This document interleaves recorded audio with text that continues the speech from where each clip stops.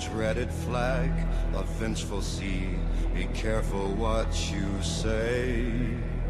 There's always someone listening. The Dutchman tossed on the sea. I swore and the devil heard me.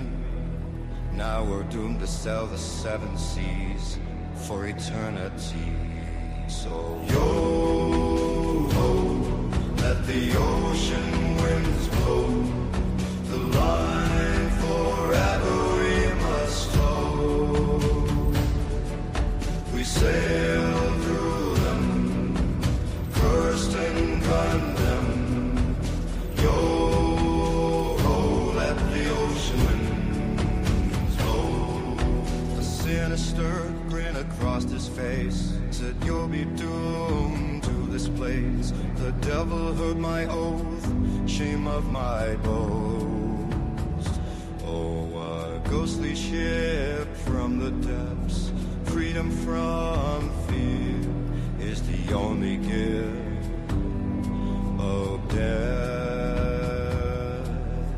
Yo-ho, let the ocean winds blow. The line forever we must tow. We sail through them, cursed and condemned. Yo-ho, let the ocean winds blow. If you cast your eyes, you'll join us like those before. We're an omen of the ocean night. When you see the Flying Dutchman, it's too late for your soul. To the waters we gave now our breath. Yo-ho, let the ocean winds blow. The line forever we must tow. We sail through them, cursed and condemned. Yo-ho, let the ocean winds blow. Yo-ho, let the ocean winds blow. The line forever we must tow. We sail through them, cursed and condemned. Yo-ho, let the ocean wind blow.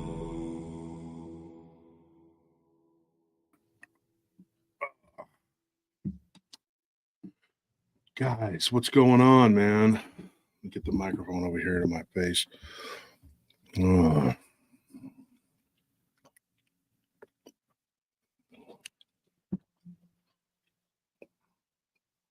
I'm reading some of the comments here. So there's a reverb going on in the microphone here. I don't know what's going on with that.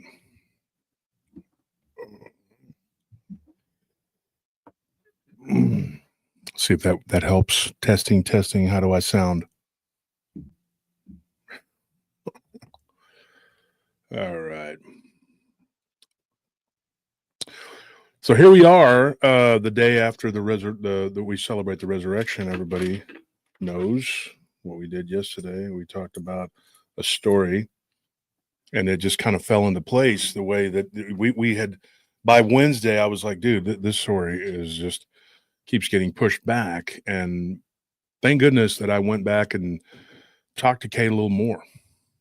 And she was able to listen to it today, and she was pleased with the way I told it. There was one part, and I will not repeat that part. You have to go back and listen, but she was just like, I wish we would have left that part out. But other than that, she said, you did a great job. And I said, well, your husband was pretty adamant that was, I'm not gonna, like I said, I'm not going to repeat it. I told her. She just kind of laughed, and I said, well, we can kind of mention it like it's an Easter egg. You can go look for it if you want to listen for it, whatever. Melissa's like the day after WrestleMania. I've never been a big WrestleMania, real wrestling, yeah. But never been real big into wrestling. I know about it, and I've known a few of the wrestlers, over the years, but So Melissa, I take it you were not really watching us. You were doing WrestleMania. And that's okay. I see that you care more about wrestling and all that than hearing about vampires and how to defeat them. That's fine. We see where your allegiance is. We know.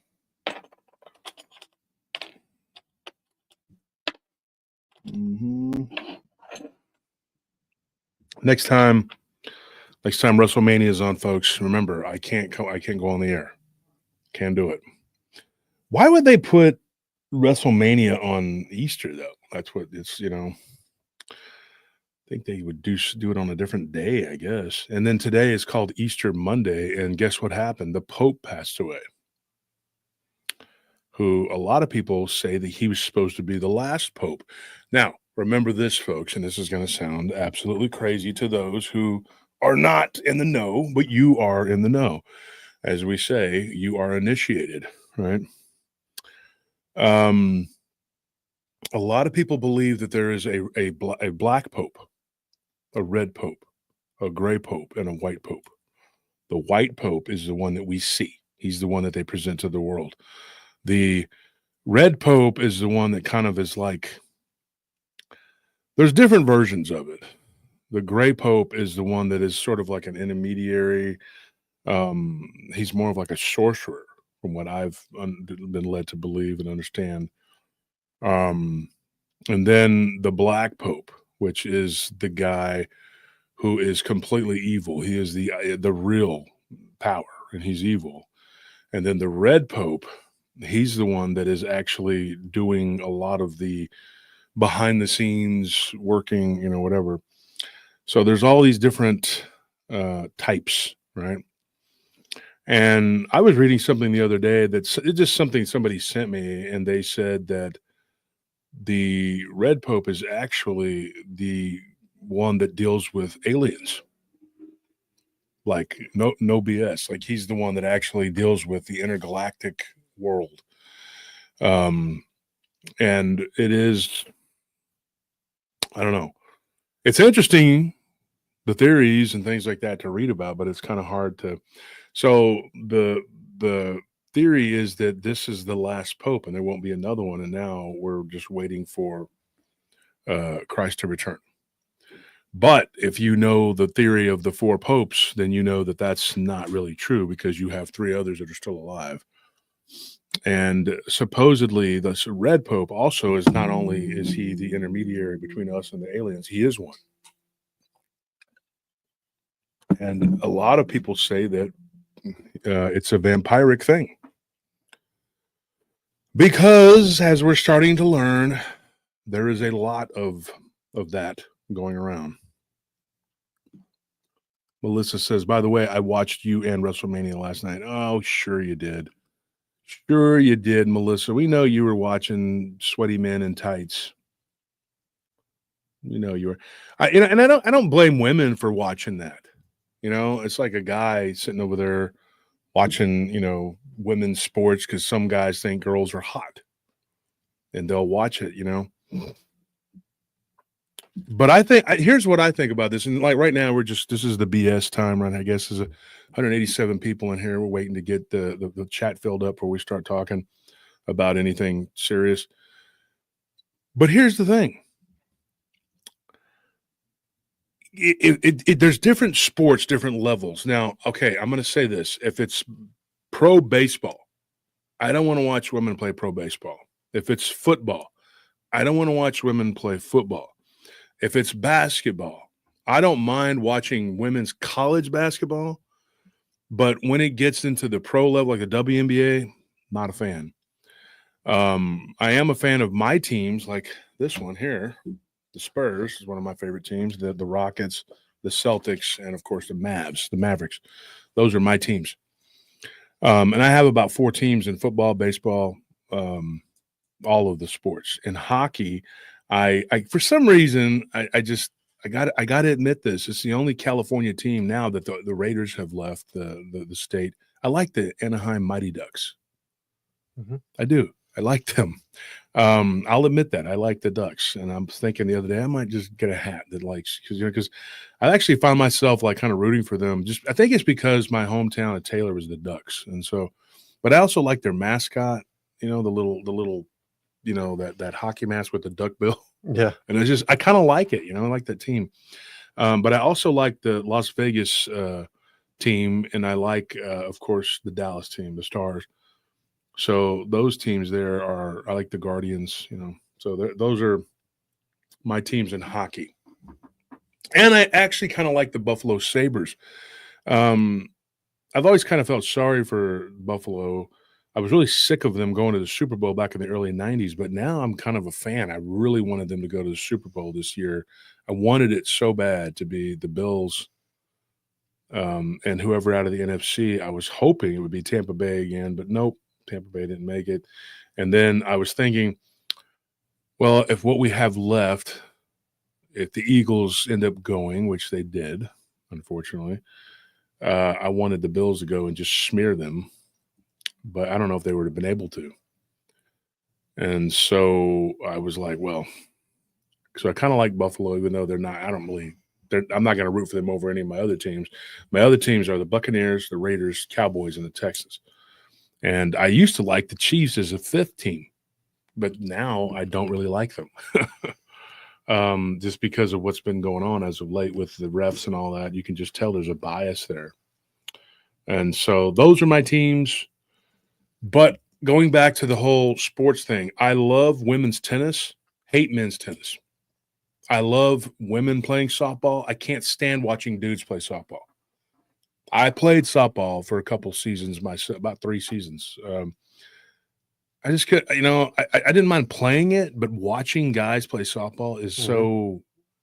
My dad used to play softball, but he also played semi-pro baseball, and I just could not get into. When my dad was pitching in baseball, the hardball, I enjoyed watching it. He was actually a pretty decent pitcher. But I could not get into like watching men play softball. I just was like, dude, what is that? Women's softball is awesome. But like I said, men in baseball, women in softball. And I love women's volleyball. Women's volleyball is actually pretty entertaining, you know. It's explosive. It is, dude. And the way that they go up and they just, dude, I can't believe how the reaction, they can spike that ball as hard as they hit it and another person will just knock it back. Yeah. And then they'll volley back and forth and you're just like, how is this happening? They go to war, dude. They do. And they're like big, tall Amazonian women, you know. But I like volleyball. I just don't like watching men do it, you know. And I know the allure of the 2-on-2 beach volleyball thing is just 2 women in bikinis going against 2 women in bikinis, but I'm not really into that. I like the team where they're actually playing and it's actually a game where they're playing. And I got to say this, I don't want to watch anybody play golf. No. I don't care if you're a woman. And I have so many friends that love golf, men and women friends that love to watch golf. God bless One of my them. friends, she runs a nightclub and she loves golf. And I'm like, why? I don't see the appeal. I went with my dad to play a couple times, couldn't get into it. I've been on business meetings where I had to go to the like Barton Creek, you know, out there, remember? And I was like, yeah, okay. And so I just kind of tagged along because I really didn't feel like, you know, and they were like, you don't play golf much, do you? No, I don't. It's kind of what do you do? Well, I box. I do all kinds of other things. It's kind of a rich man's game. I play real sports, you know, like Kenny Powers. I don't work out. I don't lift weights. What the hell do I need to lift weights for? I'm trying to play real sports, not to be the best at working out. So yeah, it just I think that weightlifting is not really a sport to me. It's just a hobby. Although I did powerlift for a while and was pretty good at it, and so never been a bodybuilder, but a powerlifter. I did that, but powerlifting for me didn't happen. I didn't set out to become a powerlifter. I was just in there doing deadlifts, clings, and bench and squat. And I had some friends that were in there and they were fighters. And they were like, dude, you're strong, like really strong. Like you should be competing and doing. So I won a couple like bench press contests and made a little money. But it was nothing to me. Like I just showed up, did my bench, and like got my money and left. It was like that. It was like slam bam, thank you, man. You know, it was never meant to be. You know, they gave me like a little plaque or trophy or something that I lost. I don't know, but I could have done something with that. You know, I just did never. And I used to hate watching women fight, like women fighting. But now I've kind of got into it a little more. I see a little, like as the field got a little better once Ronda Rousey was dethroned, which I said was going to happen. I can't get into female MMA, but women's boxing is I don't know why. I don't mind it. Like it's entertaining. So I'm like the opposite. I like the women's MMA, but I don't really like women's boxing. And it took me a while to warm up to women's MMA because the idea of two women just beating up each other just seems unnatural to me. Yeah. It's like something you see at a Waffle House at 3 a.m. Maybe it's because boxing is like a little bit more graceful and MMA is more brutal. It's like knees to the face and stuff, you know. So Gil says the big three: bench, squat, and deadlift. Gil, you need to get with me because I have an opportunity for you, having seen what you've seen. For those of you who have talked to me, or even if you haven't talked to me, and you're interested in possibly being on a television show, whatever, hit me up.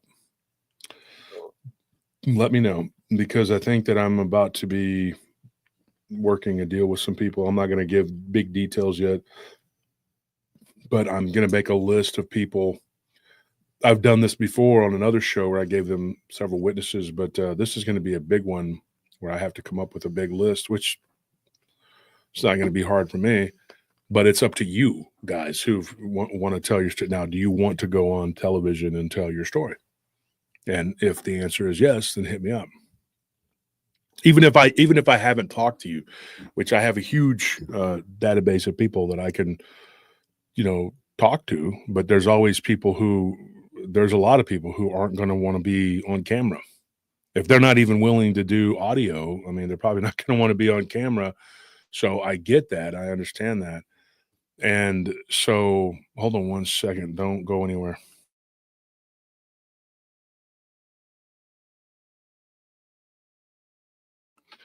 So, sorry about that. I had to blink out for just a second there. We had a worker that was texting or calling, but I couldn't answer. So, like I said, if you're interested in telling your story, not just on our show, but especially if you're going to come on here and tell it, you might as well just do it on television. So just let me know, and we can work something out and try to get you, Okay. So tell her yes. Go ahead and do it. It's a work thing.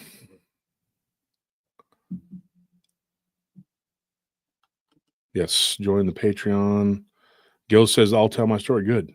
Because your stories, and there's a billion other people that, that we can choose from. But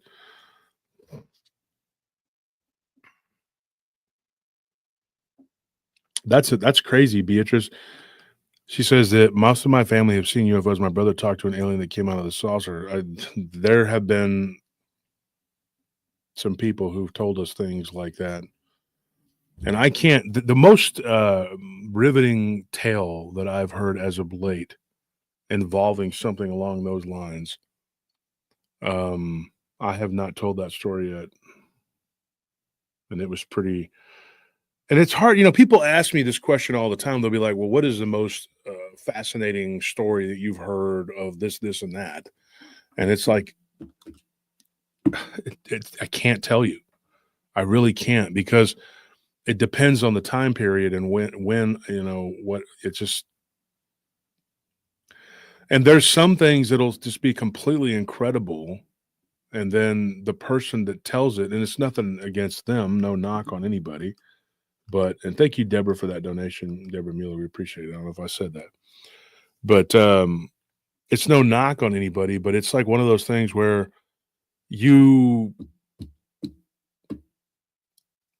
it's hard for me to say, okay, this was the most amazing thing I've ever heard, because I'm sitting there trying to figure out how to piece it together to make it into a whatever it is, and so sometimes it gets lost. Lori's trying to get in. It says your device is not connected. Lori, I don't know what's going on, but keep trying. You might not have her camera or her microphone on. There's the coordinates to call in. If you want to check in, call in, or whatever, or jump on the show and tell your story. And don't worry about it. Doesn't have to be the most epic thing that's ever happened. A lot of people say, well, I don't want to, because it's not some epic thing or whatever. Not everything is an epic adventure. And maybe you're not the best at telling it, whatever, but we still want to hear it. We do. And this is a way for me to process a lot of different emails and things. A lot of you have emailed me and I couldn't reach you. I didn't get back to you, whatever. So just come on here and tell and say and do what you got to do. Keep having to refresh this thing. It's not doing it on its own. Are you talking about the YouTube app? Yeah. Yeah, it's doing that to me too. Like it doesn't show the current number of viewers on the chat. Something with the app.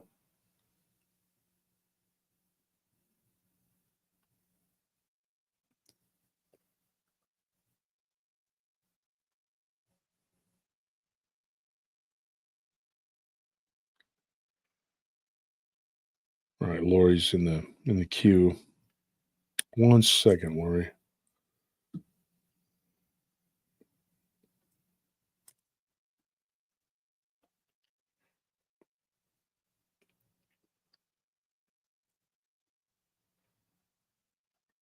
What is Cowboy talking about? Cut me some slack.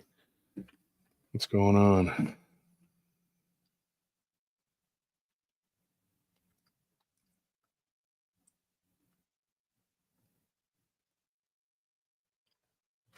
One second here.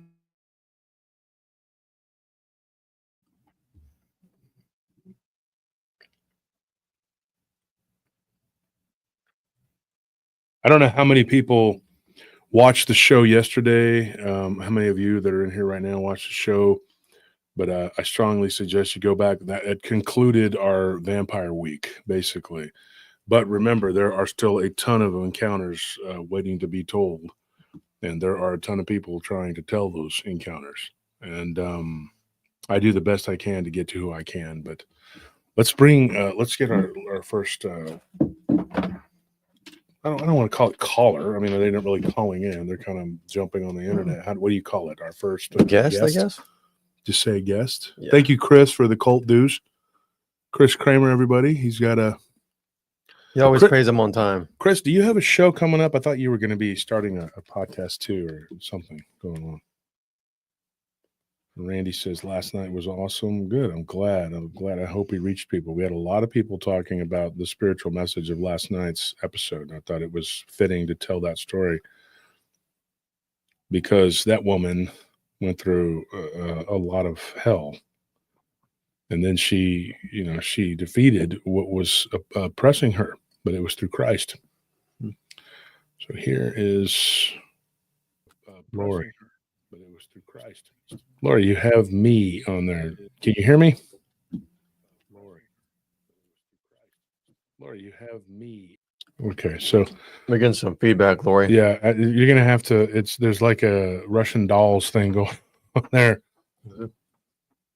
Yeah, you can't. I don't know what's going on. Hang on. So that's. I don't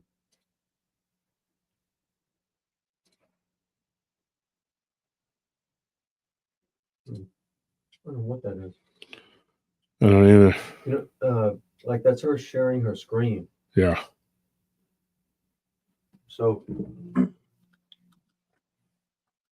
Lori, for some reason, like you have your things set to share your screen instead of using your camera, which I mean, like you don't need to use the camera. You can also just use your microphone or your phone, whatever you're calling in on. Mm-hmm.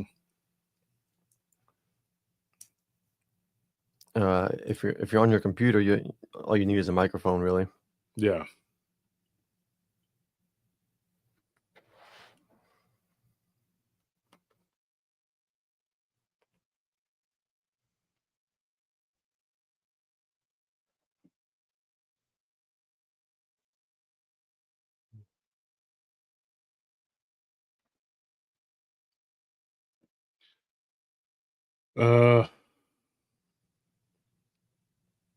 Yeah, that happens quite a bit. User NB. Yeah, we're just reading that. Yeah, man that was 44, his memory came back. That happens a lot. People will be like, I've never had anything like this happen to me, blah, blah, blah. But what ends up happening in reality is that it's been happening their whole life. And then they have to come to the realization that they are an abductee. That was one of the story, literally the story that we just were going to cover. And I know it's not him because the guy's not 44 years old. He's like 35, or 36. I think he's 36, going by what year he's born. But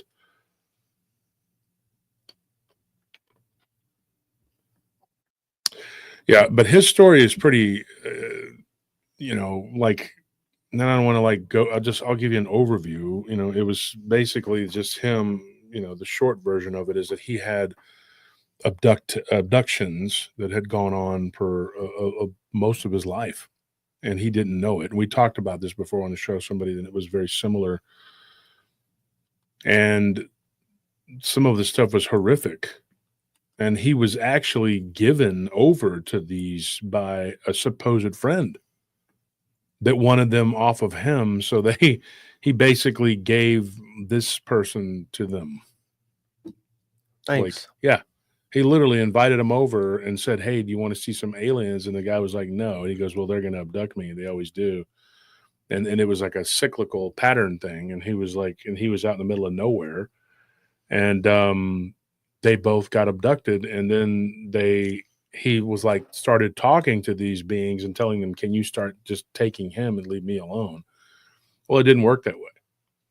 They both just became abductees. And so that started when he was like 16. And it was, and it was this older guy that he was like playing guitar with, that he thought he was going to go in there and practice and hang out with his band or whatever. And it was just him, and they were supposedly waiting for these band members that never showed up. And it was like, so this 20-year-old dude, tricked this younger guy into, becoming an abductee. And now he's been going through it, and so his memory of that was false. So that proves, like, to me, so many people who have told me this, and you heard this too, Anthony, but that they implant false memories in us. Yep. Yeah. And so he had a memory of those people showing up. They were band members, and they all just played guitar, and then they did some weird drugs. Somebody said, hey, I got some shrooms. And then the next thing you know, he takes him and goes unconscious. And then when he starts having these weird nightmares, the nightmares keep going back to these basically tall grays. They were grays. It started off with grays. It was tall or short grays, the small ones, the biological robot ones. That's what I call them. And then the tall ones got involved. And then he was turned over to the tall whites. And he saw multiple different types of alien species. And so, he goes by the name of Carter. That's it. I don't know if that's first or last, but that's what he calls himself. And so they had implanted a lot of false memories in him. He was wondering, though, and here's the thing. We'll talk about this. If you want to talk about this, we can, because, So, Lori, if you want to try to get back in, by all means do. There were several people that I had talked to last week that was wanting to jump in, and we got a little bit of a late start. So, I don't know. We'll get people in here, and then they'll all start popping in, and there'll be like 10, 15 people in the queue. But yeah, what ends up happening with this guy, with Carter, and we're already talking about it. I might as well just tell the story. From what he's told me, and I don't have the whole, like, there's several very, I guess, important, I don't know what you call it, like pivotal. He had like these epiphanies, and there were like 3 in particular that were very important. And he's only told me 2. That were false memories that were implanted, that he figured out that he was being abducted. And they didn't just track him. They put something in his arm and in his leg. So a lot of times people say, well, I have this thing that's in my body. They usually put more than one. And I've started to figure that out. Because if you tell them to look around on their body, there'll be one that like kind of moves, that it'll move, but I mean, it won't. Yeah, they probably serve different purposes. Yeah. One that'll go in the back too. And it also depends on the species of alien that's doing the abduction. That is the weird thing too. Somebody's trying to get in, they can't get in. So I don't know what's going on. And so you end up with these people who have these false memories. And he grew up in the Eastern Seaboard, and he would be like at the beach and thinking he was having a great time. And instead he was actually interacting with aliens. And like I said, he was turned over to these other aliens, which lends credence to the thought that the Greys are really just mercenaries, intergalactic mercenaries. And that's what they do. And they're also, believe it or not, they're vampiric in nature. You know, they don't eat. Greys do not eat like we do. They don't have a digestive system like we do. They really don't. They absorb your fluids from they can turn you to mush and absorb you. It's a really weird thing. And then they can actually hit you with like energy that comes from within their chest, the taller ones in particular. The smaller ones have this, usually like this sort of weapon that they use, which is just like a stick. I'm not joking. And the reason I know is because there's been people who've told me, and I've gone to UFO conferences and talked to people, and they've given me information, and then they'll be like, hey, you know, hit me up. So there was somebody I met that was at the Ghost conference, and it turns out she is an abductee, her boyfriend too. That's how they met. So apparently there was an abductee like dating, not like an app or whatever, but I'm not joking. There's it sounds like a support group. Yeah, there's like a support group, but they end up like dating one another and supporting one another, and they were both abductees. And so she was telling me at the conference, and I don't know if you were there, or you might have been with walking around. Maybe it was Tony. One of y'all was like right behind me when I was talking to them. But there were so many people there wandering around and talking. And so I ended up getting in touch with this person, and they had a lot to say. Oh boy. Didn't talk to the boyfriend very much, but he had an encounter when he was up in the mountains in Oregon. And then you had and there's another person now. I see you there, J Mad. So we had this person telling me like they were abducted since her earliest memory of being abducted was 6 years old. Her and her 4-year-old sister. And her sister unalived herself because she couldn't take it anymore. So when she was 21, she drove her car into a tree, but they say, well, it was an accident, but she had announced that she was going to go and unalive herself. So I don't think that's an accident. And then the mother was like, well, no, my daughter would never do that. And, this girl that was telling me this, she was like, yes, she did. She's like, I've told my mother that this was going to happen. And she tried to protect her younger sister. And there again, it was a situation where I don't think she was the intended target originally. It was the younger sister, but she wanted to protect her. So these beings, they do what they do. They're insidious. And there again, it is a very parasitic thing that they do. The cattle mutilations that happen quite frequently, and even in my hometown area, there was a flap that happened for a little bit there, in the county this was not Travis County. There's 2 counties over. They were saying that these cattle mutilations actually were just the work of bandits. They were harvesting organs. Yeah. Not they didn't use the word bandits, but they were like, oh, these are just outlaws, people that are just trying to steal cows and got carried away. Well, but they did it. It's amazing how these cattle thieves were able to do surgical incisions and remove organs with the precision of a surgeon. These really precise cuts. Yeah. So you have a surgeon out there with a laser who is just doing a great job of taking certain organs and draining all their blood.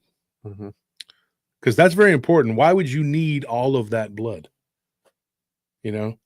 Some of these cows were as big as like 12 to 1,500 pounds, and they were taking all of the blood out of them. And you're like, wow. One was a bull. And that I could imagine. Bulls are expensive. Yeah. If I bought a bull and somebody did that, I would learn to fly up, and go to their spaceship, and all you would see is a spaceship doing this up in the sky, and then it would crash, and I would come out and I'd have their heads on a pike because you're not gonna take that much from me. That is ridiculous. So let's see here. So Lori, it says device is not connected. So J-Mad, give me the thumbs up if you're ready to go, and I'll bring you on. Or if you're, because it looks like your screen went black, but if you want to. Yeah, so Laura, you have to connect your microphone or turn it on before it'll let us add you to the conversation. Yeah, cattle. I guess you've been just trying to say cattle rustler. Just yeah. And I'm telling you right now, if I found somebody trying to steal my cows, or horse, or goats, it don't matter. Whatever, name the animal. If you're trying to take it, dude, there's going to be problems. It's just going to be me explaining to the police, look, man, on my property. Do you not see purple posts? No? Okay, well, I'm going to go make one. I need to go. Yeah, that's, dude, no way. Can't do that. Yeah, the alien abduction thing, we need to do an episode for that, for the podcast. A lot of people have asked for that. The alien craft, somebody asked me about that. I know quite a bit about the alien craft, which ones are which and what they look like, but the bottom line is it's boring. Yeah. To me, it's boring. Like, why do I, So, Jay, whenever you're ready, just like I said, just show me the thumbs up and I'll bring you on.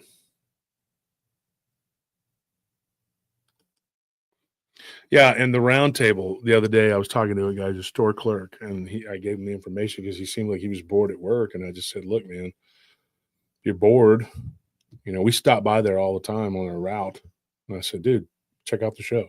I had never told him before. And the thing about it is, he asked me, he's like, what is that? Like Knights of the Round Table? I'm like, no.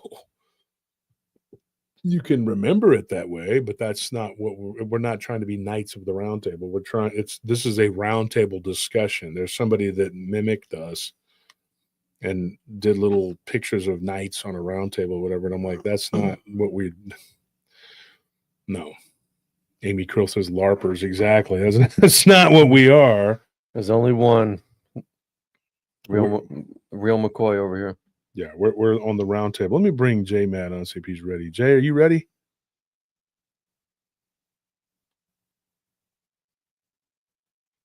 Whenever Jay comes back, when he's ready, we'll get him on here.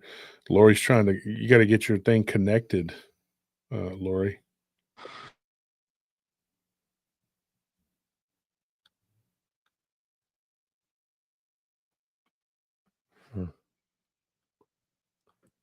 I guess he's not ready. Well, how do we, I don't want to kick him. No, you can just, there he is. There he is. What's up, Jay, man? Hey, Wolf, man. How you doing, man? Good, man. How about you? Yeah, doing great, man. Yeah. Nah, yeah. I mean, I really didn't have a story to tell. I just wanted to let you know, man. I just appreciate your podcast, man, and how much I feel that you help and the stories that you put out there, man. It's just great, bro. That's awesome, man. Where you calling in from? I'm in California. I'm in Central California right now, middle Fresno. Oh, near Fresno. Yeah, out here. You living up there in Fresno? You don't got no weird stories for us from Fresno? The crawlers, nothing? Hey, I'm gonna be honest with you, man. I hope I always run into some stuff, but I never do. You So know, you want to have an encounter with I something? want to have an encounter. That's the funny thing. But like I said, man, I just wanted to tell you how much I enjoy your podcast, and I've been listening to it since the beginning, since you and Sal. Man, you guys are. It's just been great. It's just, I just want to encourage you guys to keep going. I'm sorry I don't have a story to tell, but Oh, that's fine. Jump on and say what It's you all got to good, say, man. yeah, man. Sometimes Yeah. you just gotta let people know, man, to keep going. Like I want you guys to get to 1 million followers plus. Yeah. Well, at the rate we're going, it's not going super fast, but that's because we're not buying subs and Not taking Right. shortcuts. we're not taking shortcuts, man. Authenticity is always better. Oh yeah. Yeah. Like they always say, quantity is always better over quality. I mean, Quality is is better than over quantity. Yeah. quantity, right? Yeah. So what do you do, J-Mad? What do you do over there in California? Oh, well, actually, man. Well, at the moment right now, I'm looking for a job, but I used to work at Tesla in the Bay Area. That's where I'm from Oh, originally. wow. Yeah. Yeah. So yeah, So you left the Bay Area because what? Too many people, or? man, the economy is high, man. Yeah. The economy is high. Dude, when I was over there in the Bay Area, the last time I was there, they were selling houses, and I remember just looking them up on Zillow, or Zillow, whatever. And I'm talking like, just not to cuss, but okay, crap boxes. Yeah. I mean, like Oh little yeah, for sure. shoe Oh yeah, for boxes. sure. Oh yeah, for Mhm. sure. And You're they wanted like $1 million, dude. what you get out there, what you would get out in Texas, I would say, from what Mhm. I've seen, for a $500,000, $250,000 is like triple what you would get out in the Bay Area, Mhm. Mm-hmm. and plus you get land. You Yeah. know, in the Bay Area, you get a small backyard. You can't even have dogs. It's like, Wow. That sucks, dude. I mean, And California sucks as a whole. Like when it comes to economy, like not so lying. why do you stay there though? You got your family there? What do you got going on? Family, but it's a great place to live. Mm-hmm. It's a great place to live. Like besides the high economy and everything, like where I'm from, the Bay Area, we have a lot of culture. That's why, Mm-hmm. like, I'm surprised. Like I've never seen like any paranormal. Well, you know what? I'm not gonna lie. One time when I was younger, I had what is it? Sleep paralysis. Mm-hmm. Mm. Like I had that. I had a few stories about that. Like that's the only How thing many that I times? would say. You know what? It happened when I was like from like my my younger 20s to about my mid 20s. Mm-hmm. And you know what? The funny thing is, it would always occur when I slept on my back. Oh wow. Yeah. So, So when you were having the sleep paralysis, did you ever get the feeling that there was something there? oh yeah, Like, something was definitely holding me down. Like I had a closet in my room, and I took the door off of it. wow. So at nighttime it's just it's dark or whatever. Mm-hmm. And I came home one night, late night, hanging out, chilling, and went to sleep. And then it's like I was asleep, but it's like I seen a shadow figure come from my closet, like fly from my closet to my bed and hold Wow. me down. Wow. So what you have described, I put them, and I don't like to compartmentalize too much or put everything into boxes, categories, try to make it Right. nice and neat. But what you describe is something that there are different types of sleep paralysis. There is this one in particular that tends to be of a vampiric nature, which is like Right. you're getting something's vampirizing you, and you feel like you have no energy. It's taking your energy, and you'll see it full on, like the visage of it, right? Right. And then there's another one like you described that is just straight up like shadow. It's like a shadow being, Mm-hmm. and it will come from the wall or something, and it will go and lay on top of you, pressing down, and it feels like you can't move. Same thing happened to me. Yeah, like what happened to you. Yeah. And Yeah. there's the other one that that I think is like an alien in origin. Now there are people that'll just go, well, that's all the same. It's all the same. Yeah, it is, but it's not. It's But like, it's not right. yeah, getting bit by a wolf is not the same as getting bit by a pit bull. It's not the same as getting bit by a True. hyena. You know, That's true. there's levels to this, you know, and No, I'm you're going to right. tell you right now, there's a lot of people who've had the shadow. I read somebody's story just today. I was reading absolutely, and they said that it was going across the wall, and then when it would get to the corner, it would like leap onto them, and they were just terrified. And they were a kid, they were a child, and going through that when you're young. How old are you now, Jamie? If you don't mind me asking. Right now I'm 38. 38. Okay, Yeah, I'm so 38. so when you were a child, like how old were you? When that occurred, Yeah. it was like it happened a few times. I would say maybe 3 to 5 times from when I was about like 20 years old to about my mid 20s, maybe 25, 26. Yeah. You know, I've never had really any other paranormal or any encounters of that, you know, that thing. I mean, I wish, like I said, I wish I've had, because like I'm so into it, you know. That's enough. But Yeah. I don't know, Like shadow people hey, jumping on you, bro. that was a scary experience. Like I had another time, like me and my brother, like we had shared a room. Like he used to work security at night, so but like one night we were both there. We had 2 beds in the room, and the same thing occurred. Like it happened to me, and I turned to him, like I could see him laying on the bed, and I'm yelling his name. But it's like coming out like I'm not yelling, but I'm yelling at the top of my lungs from my understanding, you know? And then he never said nothing to me for like a couple of days. And then a couple of days later, he said, man, I just wanted to ask you, like, why were you screaming my name that night? Like, why were you yelling my name? And I said, damn. I'm like, man, he did hear me. I'm like, bro, if you ever hear me doing that again, wake me up, man. Yeah. I'm So like, let me ask bro, you wake this, me Jay. up. Let me ask you this, because this is there's different types of these encounters that I do think transcend like okay. So are you Hispanic by heritage? Yes, I'm actually Hispanic and black? I'm Hispanic on both sides on my family. Like my dad, he's Hispanic and black, and then my mom, she's also Hispanic and black. Oh wow, that's crazy. Yeah. Yeah. So because I was thinking, I was like, you because Fresno is a large Hispanic population. Right. So Right. being that that mixed culture too, that tends to, you have a certain blood, right?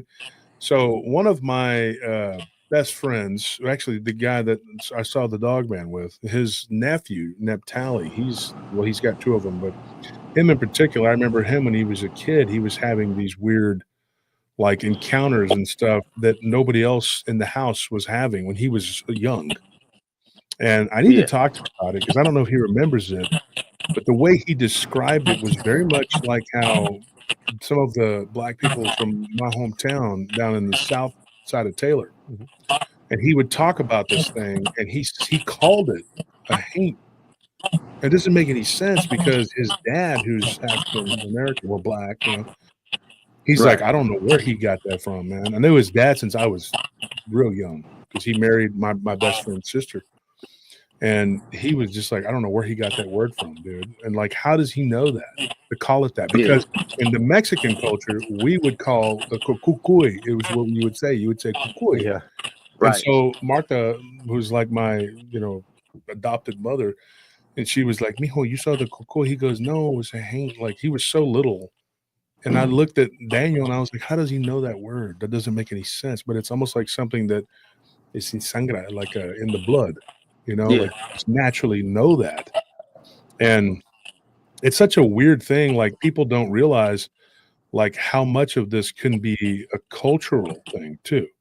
And that's true. And that's true, Wolf, because my grandmother, on my dad's side, and my dad's father, like my grandfather, he's from Oklahoma, and my grandmother's from Arizona. Yeah. You know, and I remember us going out there. My great grandma, she had like a couple acres, and my great grandfather, they had a couple acres out there in Arizona. I think it was like Tempe, somewhere out there. But I just remember, and you know, like they had their little stories and stuff like that. You know, but I mean, I can't really remember them like that now. It was so long ago. But like they had like, cause we used to like sleep outside. Yeah. You know, like I grew I up ain't gonna like lie, that like too, bro. Yeah. I'm a city guy, you know, coming from Oakland, California, and then going to Arizona and being on acres of Mhm. land and you know, cutting hogs up and stuff like that. You know, like Culture we would go shock. out there, yeah, like you know, yeah, it was a culture Yeah. shock for me, but it was a great experience, you know. But Yeah. yeah, just you know, just being able to hear the coyotes and stuff, you know, howl at night and stuff like that, and you know them telling the stories and like you know, I don't remember what it was, but they used to have like I don't know what it was called, but it was close. I think it was like superstitious like mountain or something The they had out there. Yeah, superstition yeah, mountain. yeah, Yeah, yeah, there are some serious yeah. weird things going on there. We should even talk about that. We got a story from somebody. I don't want to say the guy's name off the top of my head. Blake, I think his name is Blake. But he said that he went in there and he got turned around in like 2 hours. Yeah. He was fortunate to get out and he heard all kinds of weird whispering and stuff. I was watching a documentary the other day, and I see you guys, Brittany, Lori, True. I see you guys. But this guy said something. Well, just an email is all I got. I just read it, and he said that there was something that kept whistling at him, and there was a guy on a YouTube channel I was watching the other day. Just briefly, somebody sent me a thing about it, and this guy was a tracker and a guide, and he goes into the Superstition Mountains all the time, and he's Native American. He's half Native American. And Yeah. he's like, I won't go unarmed and I won't go alone. I I feel mean, you. it's dead See, serious that's about one thing that I wish that California would change their rules on as far as, you know, it. Yeah. armor because like hey, I think that would prevent a lot of problems. People see it as a problem, but I feel like you guys are doing good out there in Texas with it, and that should you know Mhm. that's the forefront, and that should show that I feel like the world should be able to bear arms like for Yeah. sure. You know, Yeah. And then not everybody's out here trying to be a right, criminal and start a militia right, or whatever they say that's going right. to happen. You Some know, people just want to protect their family that's all and I Yeah. want, like man. yeah, right, And I don't worship them either. Some people like, look at this new gun I got. And it's like yeah. every day they got a new one. And I'm like, you don't need an armory, dude. But Hey man, some people feel like they do. long as it works and hey, it's gonna you know cause you from preventing harm to my family or people that I Mhm. love, then hey, you know. But Yeah. nah, yeah, man. Like I said, man, I just I love your show, bro. Like it's great, man, and I see where you're at, and you guys are growing and shit. Just for me to be on is like you know it's like winning a Grammy out here, man. Like this is cool. This is Well, I cool, saw the man. name. I said, Jay Mad. I was like, what's he mad about? What's Yeah, going on with this hey. dude? No, it's just J actually Mad my Dog last 24. name. My last Yeah. name is Madkin, so it's Matkins. just, Okay. yeah, That's so cool. it's just short. It is short for that, J but Man. yeah, I just wanted to tell y'all, man, you guys are just doing an Well, amazing thank you. job, man. Just keep up the good work, man. Every time I see you guys pop up on YouTube, I listen to you guys when I'm at work, like when I was at work and things like that. Like, man, you guys are just awesome, man. Like, you guys got me through the day. Mm-hmm. You guys continue your story. You know what? I'm gonna tell you this too. Like, I listen to other like paranormal podcasts, or whatever, but I can never stick with them because none of them felt as authentic as you guys' Mm-hmm. stories. Yeah. So I feel like that's one We thing work hard. yeah, I feel like that's one Yeah. thing that you guys have over there is that you guys have great you know great stories, you know, Yeah. and We and hustle. you and you tell it at the best capability you can, Yeah. you know, and that's the thing, man. You know, just keep going, man, and give these people what they want because you know like these people are showing up like every time in the comments I see everybody you got faithful fans. Just Mm-hmm. keep going, man. You guys are doing great, man. Don't let the haters, you know, they're gonna continue to do what they're gonna do, man. Yeah. Let, And they're always going to be there. right. Yeah. But for every And, hater, we got 100 winners like you. So Yeah. And hey, here at still and winning. PFT, we just win. That's all we do is win. and I like how y'all are adding, you know, other things to the channel. Like as far as like, you know, when you guys are going out and giving us these random lives and stuff like that, man. Like that's amazing, man. Like We're going to be doing a lot more. We got a lot of camera equipment. We're trying to figure out how to use it. Yeah. We got it. We're trying to get it. We need a few more parts, but we got it together.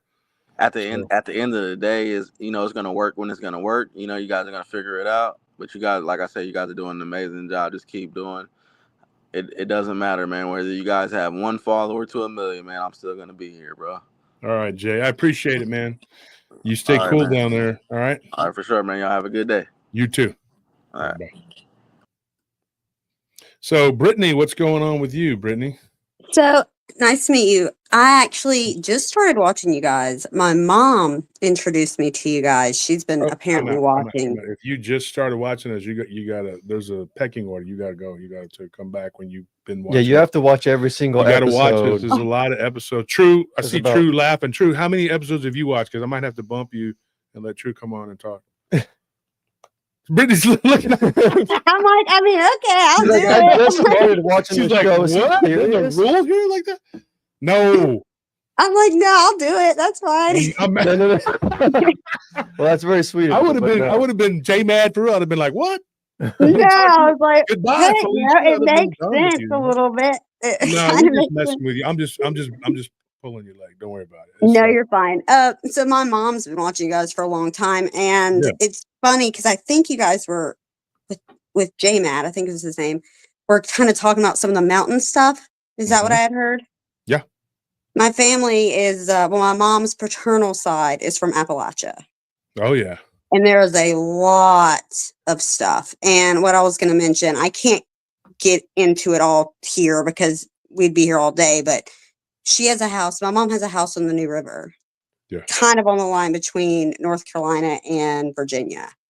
And the amount of things, specifically Bigfoot-like activity that has happened at that house would blow your mind. I mean, and almost every single person who has lived there experienced it. My mom's heard everything from breathing to her and her cousin witnessed one where they had to call the cop and the cop was just throwing sticks at it and like rocks. What? Like he wouldn't shoot it. That's- oh man, I'm sorry. I wouldn't be. I'd throw something else at it though. Well, I'll That's tell you moving my pieces of metal. experience. If my mom ever wants to come in here, I'll let her tell hers, but there's two. One is the way the house is it's way up on a hill. So to get down the driveway, you're going to go around and go all the way down. And there's a little piece of land in front of that. And then there's the New River. Yeah. So you're pretty far down. You don't hear bear. You don't hear deer. You don't hear anything in the water at night. And me and my brother were outside. And I hear splashing so loud, it sounded like a tree falling. But it sounded like a tree falling in 3 parts. It's like boom, boom, boom. And I told him, I said, well, that was loud. I said, we're going to wake up and find a tree in the water tomorrow. Mm-hmm. Wake up the next day, go outside, nothing. There's nothing there. Wow. So then a few weeks later, at the time, my grandmother was on hospice care. And my mom and her boyfriend at the time were down in a county next to us. So they were like at the base of the mountain. Mm-hmm. And I knew they were coming home. So I was like laying across my bed on my phone. And I heard what sounded like the door open. Now, to give perspective, where she lives, it's kind of like a vacation spot. Like there's houses around, but this is like in the middle of winter. We're not really seeing a lot of people. You only have like 2 or 3 people that live there full time. It's pretty dead. And it is an area where most people don't just walk up on your house. Mm-hmm. So I'm laying across the bed. It's nighttime. I'm expecting my mom and her boyfriend to get home at any time. And I hear what sounds like the screen door opening. Now, it's one of those screen doors where the latch is not broken. Like you have to have a thumb. Mm-hmm. And I thought they were home. So I thought to myself, oh, they're home. Like I get back on my phone, when you get to scrolling on TikTok or whatever you're doing, your time just kind of goes. And I'm like, oh, I'm going to take a bath. And then I realized, like, I never heard them come in. Like, and her ex was kind of loud, like not obnoxious, but he talked really loud. So I was like, I would have heard them come in the house. So I texted my mom and I was like, are you guys home? And she said, no, we're on the way. And I said, someone just tried to get in the back door. And she said, okay. So they get there so fast. I'm still in the bath and I hear him run in and say, get the gun. And my mom said, I'm getting a flashlight. And apparently whatever they saw, they ran back out. They saw something walk up behind the retaining wall that's behind the house into the woods. And I guess what I didn't mention before that was right before that, I was out back because we have a retaining wall back there. Mm-hmm. And we had a pit named Heidi, and she would kind of circle the house at night. And so I was just FaceTiming a friend, and I kept hearing things in the woods, but I just kept thinking, like, our dog's making her rounds. You know, I didn't see her. So whatever was there, it wasn't her. And then something tried to get in our house. Wow. And then the other time that my cousin and my mom saw it, my cousin was born and raised there. She's an EMT there. She, you know, she knows that area. And they heard something, and she said, Mary, I want to know what that was. So they go out back and they shine the flashlight and they see it. And that's when they call the police. And he said, y'all get in the house. And he goes and looks, and he said he didn't feel comfortable. I guess he didn't feel comfortable shooting whatever it was. And we later found out because my cousin saw him somewhere else. And she said, I need you to tell me the truth. She said, what did you see? She said, please don't lie to me. Just tell me. And he basically said that he wouldn't tell her what it was, but he said that he stopped working for the police department because he said, I signed up to do protect and serve, not to deal with that. And he left the police department. That sounds. We talked to two couples the other night on a road, on a county road. It's in the county roads. It's. I don't want to say the name of it. I mean, interesting enough, that same night, I think we almost got carjacked on another county road. So we had to kind of like do a little maneuver and kind of, because these people, they try to jump out on a stoplight. Mm-hmm. And I was like, what the heck? So we went down this road, and then they tried to pull up and then jump out again. And I was like, what are they doing? And so then I figured it out. And I was like, so we've had some people in this area trying to do. So we didn't know exactly what they were doing or what they weren't doing. And then we ended up down the road. So we pulled into this gas station that was empty. There was two couples there. They were riding motorcycles. And we were still kind of like, well, what was that? You know, what had just happened? And then we started talking to the people that were there. And then, you know, because there's usually like a police, what do you call it? The sheriff's department usually is right there. They post up right over there. And so we started talking to that couple, and they told us some really freaky stuff from the area where there was a guy who was working security at the time, but he was a police officer, but he was doing security. And this was a story that I had retold on Dogman show. And this guy saw something sitting on the side of the building of a water treatment plant, and they were having some vandalism. So they had them going by and checking on it. And so he saw this, long story short, he saw this thing stand up that looked like a werewolf. And this dude lost his gun. He was so terrified. He lost his gun. And then he admitted to us that he, you know, I mean, he told us he urinated himself. And we had met him at this coffee shop, me and my brother. And so we had all talked to him, and he looked us all in the eye and said, look, this happened to me. And he was nervous. He kept going outside and chain smoking. And he was like, I'm leaving. Yeah. He moved to Arizona and started over there because he was so freaked out by what had happened to him. Now, on that same road, these people, this woman says that they were driving, and Anthony, you were there. What did she say that was in the road from that same spot? She said they saw what looked like a dog at first that was just standing in the middle or sitting in the middle of the road. And this dog, she said, got up on its hind legs and walked off into the tree line like a man. And I believe it.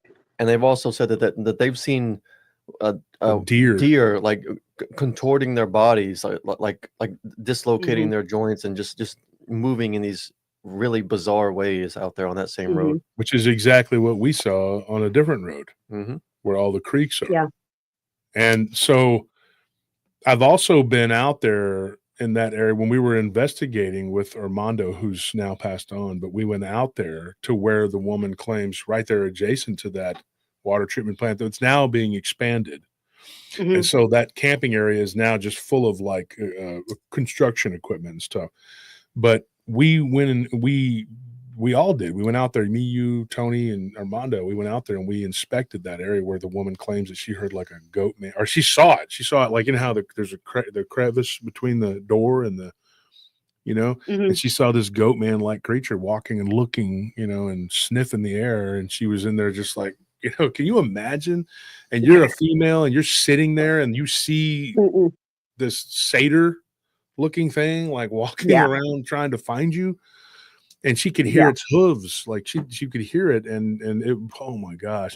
And it was right next to where that guy from the, I'm not going to say the organization, but that where he was a police officer, and he just he's like, dude, I lost my weapon. I had to go back and get it. Luckily the worker was like, I'm not going to tell anybody.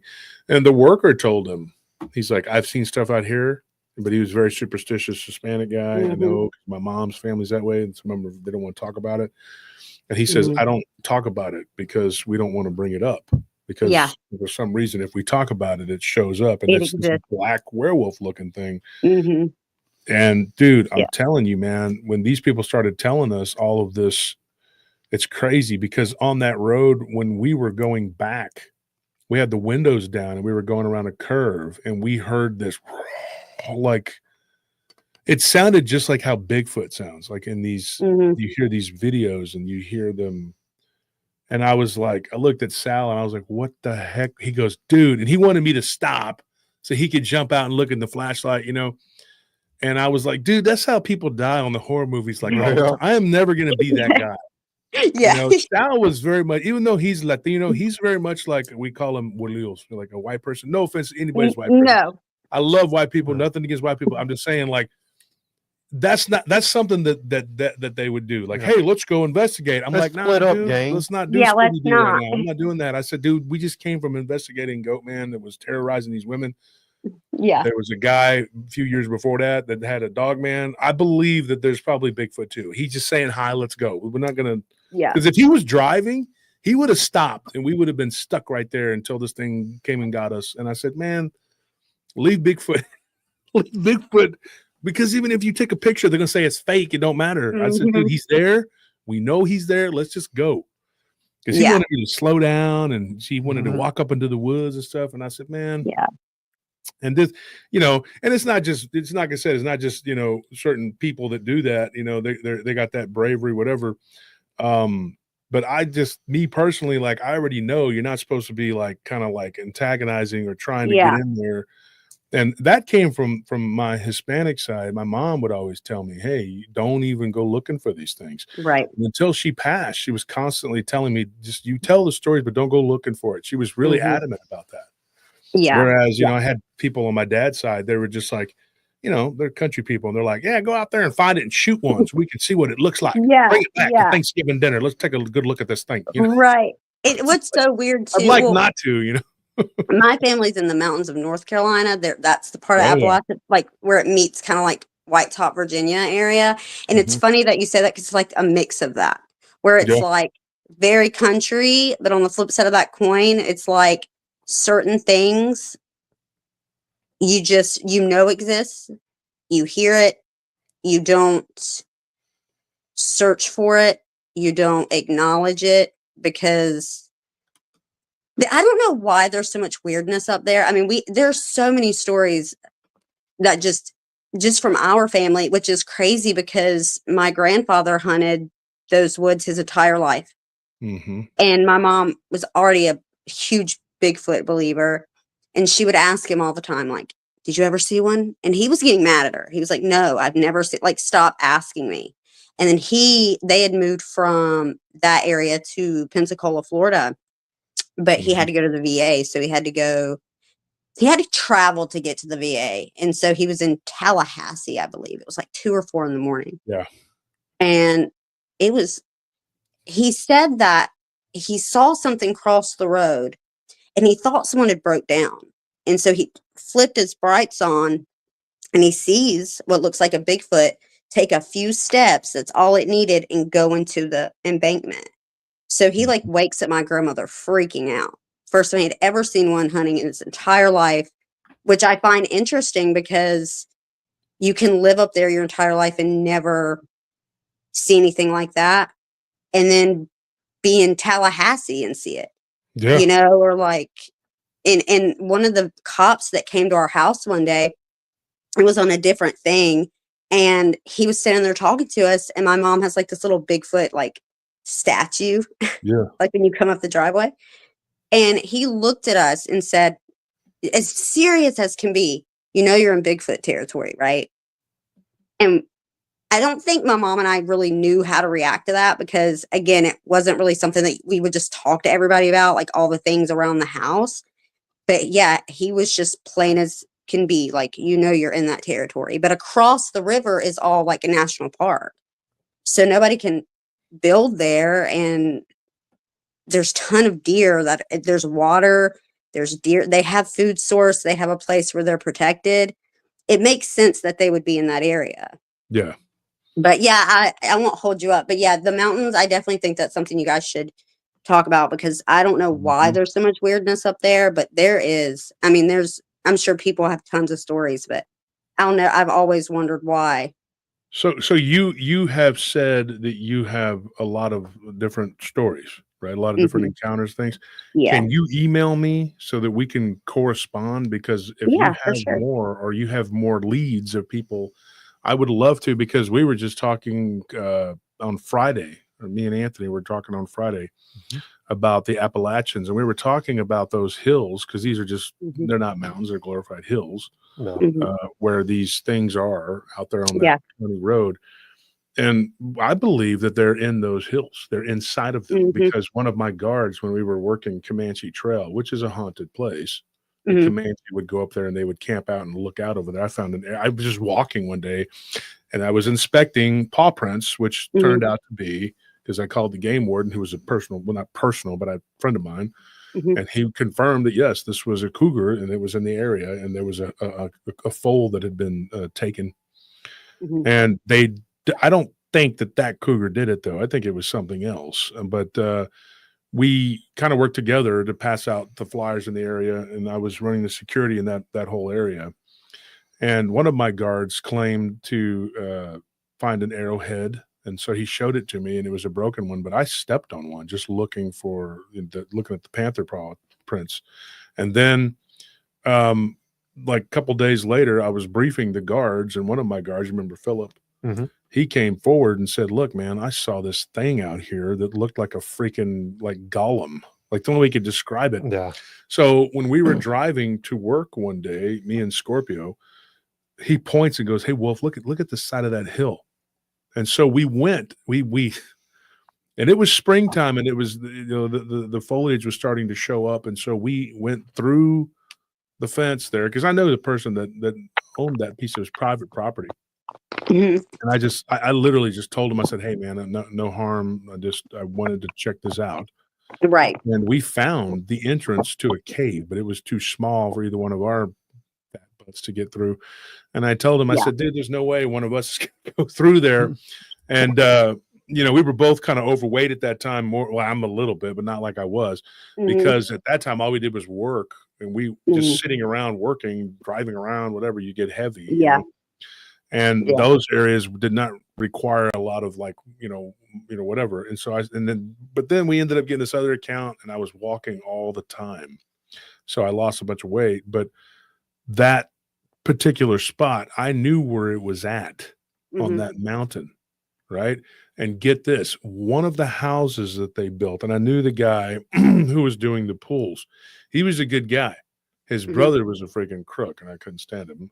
But it's like two guys, both of them. One of them was terrible, and the other one was a good guy. But and I called him because he kept having problems with that pool. And I said, dude, this ground below this is hollow. And he was like, you're kidding me. I said, no, it is hollow. It absolutely is. And you're digging, they're digging into this. I don't think there was that much footage there between that and what could have been the hollowness of that mountain. I still see it there. And they've had a ton of foundation problems up there. Yeah. And so I told him, I said, this is a hollow mountain that we're on. And the Comanches would go up there and they would look out, but the people on the other side of the mountain, they call it the dark side of the mountain, there is no trace of the Comanches at all. They never camped there. They never went there. They only went up to that peak on that far side facing the river, which is now the dammed up lake. And they never went to the other side.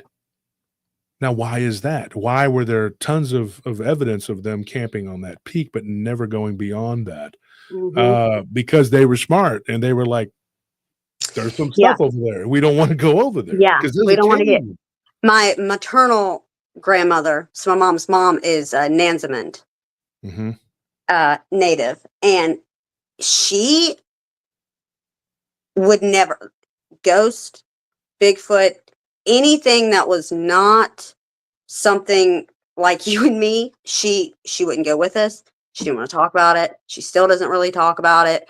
Like, it's very much, my grandfather was a lot more bold about it. Like, he would take us though, like, to the back parts of the mountain, and tell us all these different things, some being supernatural, some just being, and we would hear wood knocking and we would hear all the things.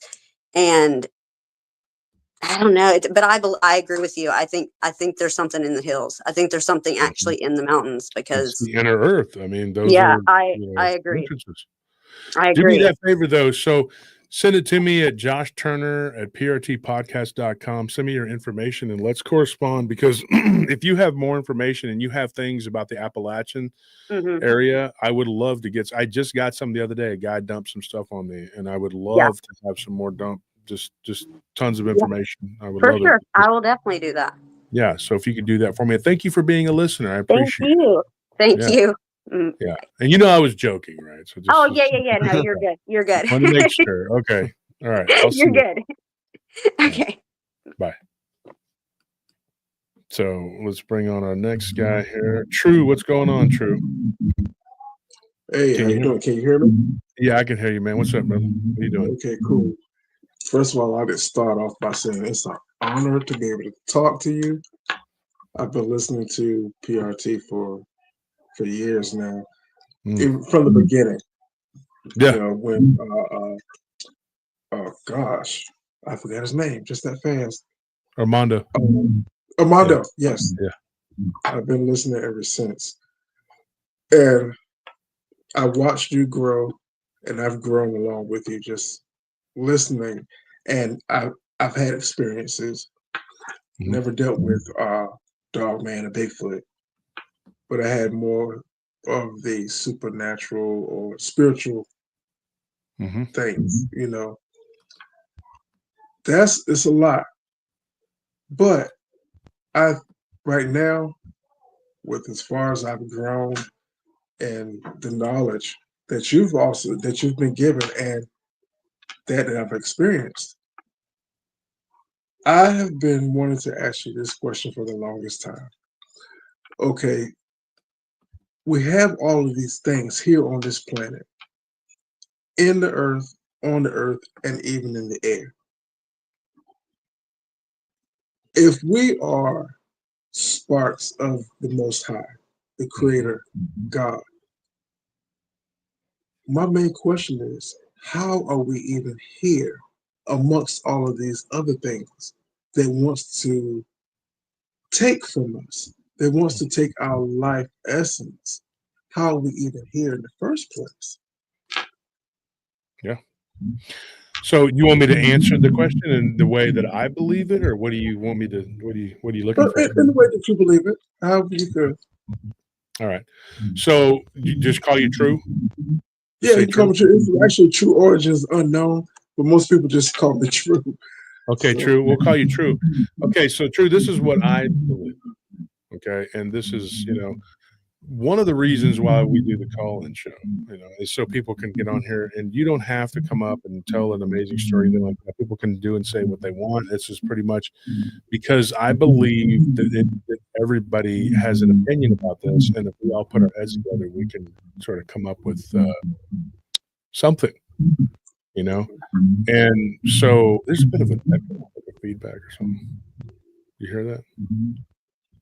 Like when Yeah, I think speak? it's whenever you speak. So true. I think you might have your speakers up a little bit too loud, and it might be echoing back into your microphone. So if you wouldn't mind turning your speakers down just a little bit, and I think that'll clear up the problem. Let's Yeah. see. It just happens sometimes. Ooh. I got my Bluetooth. Okay, I got my Bluetooth headset in, but Let me see if it's I still can't hear doing it it. through the headset. Yeah, it's still like a Is little that bit of better? feedback. Yeah, it's just kind of like whenever I talk, it's just kind of going back. Like it's kind of echoing back. We'll see if that helps it right there. Can you hear it? Anyways, so the question you had is a good question. And here's what I say to this. I think that one of the reasons why we've managed to prevail, if you were looking at it from a purely pragmatic standpoint, and you were just saying like, hey, we're living in an ocean, right, full of sharks, full of like all these different things that want to eat us, that want to kill us, that want to unalive us, all these, you know. Let's start with that. Let's just look at it from a purely pragmatic standpoint. We as a species, as people, we can reproduce very quickly, and we can make like children very quickly. You know what I mean? So 9 months and you have a baby. But it's weird because we are one of the most helpless animals as a baby. We're not the most helpless. People have ever seen a baby kangaroo? Oh my gosh, it's like this big, and it has to live in a pouch. You know, people always say that we're we're not. The baby chicks, there's nothing to them. I mean, we've raised chickens, and they're so tiny and frail. But a lot of mammals are born like that, you know. And so we, as a species, though, we are prolific in our ability to be able to breathe. So that would be the short answer of just that's why we've been able to survive. But if you know, like people from the show know that people are plagued by supernatural things, and i.e. demons, things like that, you know, not just dogman, Bigfoot, which I think are a type, they're a subtype of demon. The disembodied Nephilim, for example, that Apesius calls them and talks about. And we've had a lot of people who've told us what they think they are or whatever. This is what I'm going to say. These beings don't have power over us. A lot of people give them the power, and it's the one thing, fear. When you are afraid, when you give them that power over you, you are literally giving them permission to assail you.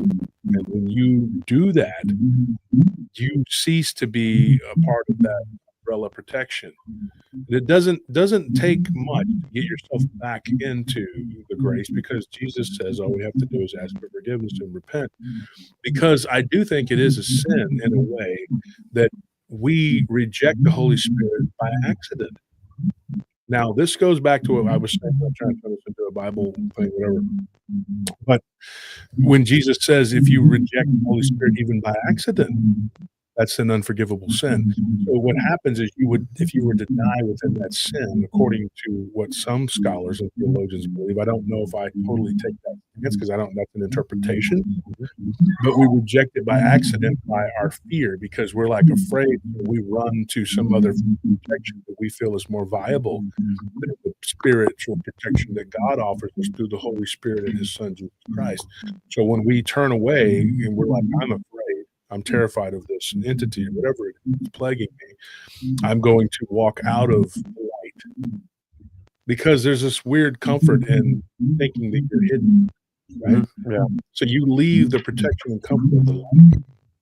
And when you do that, it's a form of rejection of the Holy Spirit, and you're not even doing it on purpose. You're doing it on accident, but you're giving yourself over to the ability, you're giving them the ability to hurt you, Continue to plague you. to continue to plague you. And that is when we talk about how you're blaspheming the Holy Spirit, because in reality, you're rejecting the Holy Spirit's protection. And God's telling you, this is what you need. This is where it's at. This is all you got to have. You don't need all of this other whatever. you know. Now, when I use this could be, some people say, oh, this is like a talisman. No. What this right here is a sailor's cross. This is a representation. All it is a representation and a reminder that God is with you. Christ is, and he dwells within. And this also has the words in Latin. And it basically says that, I'm protected, and, it tells it, Satan tells him to drink his own poison. It's a reminder that we're given dominion through Christ. Yeah, so you're given dominion over these entities, over these beings through Christ, and we have dominion over them. Now, we talked about this yesterday. Did you watch the show yesterday, True? Yeah. Did you see? Yeah. Okay. So whenever Jesus would come into a town, he didn't come and just say, "Hey, I'm here, guys. I'm the Son of God." You might know him. He's the big guy upstairs. Hey, I'm somebody. No, he didn't do that. He was never proud like that. Jesus strode into town and says, "I'm here. I am the Son of Man." And he wanted them to know that he was one of us. He was always like us.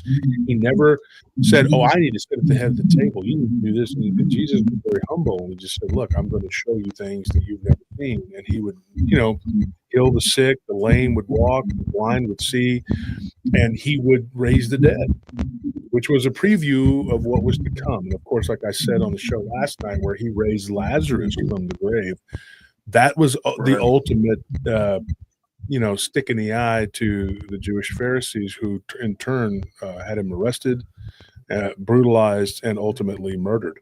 And just real quick, True, would you mind muting your mic while you're not? Yeah, that'll speaking? stop the feedback. Yeah, it'll stop the feedback. Okay. Go ahead. Appreciate it. And then you can just turn it back on. Yeah, and we'll turn it back on when respond. you need to speak or whatever. Yeah, there you go. So I believe, and this is just my personal, belief in this, and I'm not telling anybody they have to follow it, but I believe that the fear that we get, it makes us shake, and we lose that ability to have faith in God, and so even though it's temporary and it's an accident, rejection, you're not really realizing that you're rejecting it, but you don't want to do that, because when you do that, that is basically like you telling God that your protection's not good enough. I need something, The problem with these creatures is when their ability to manipulate and shapeshift, and especially when they show you their true form.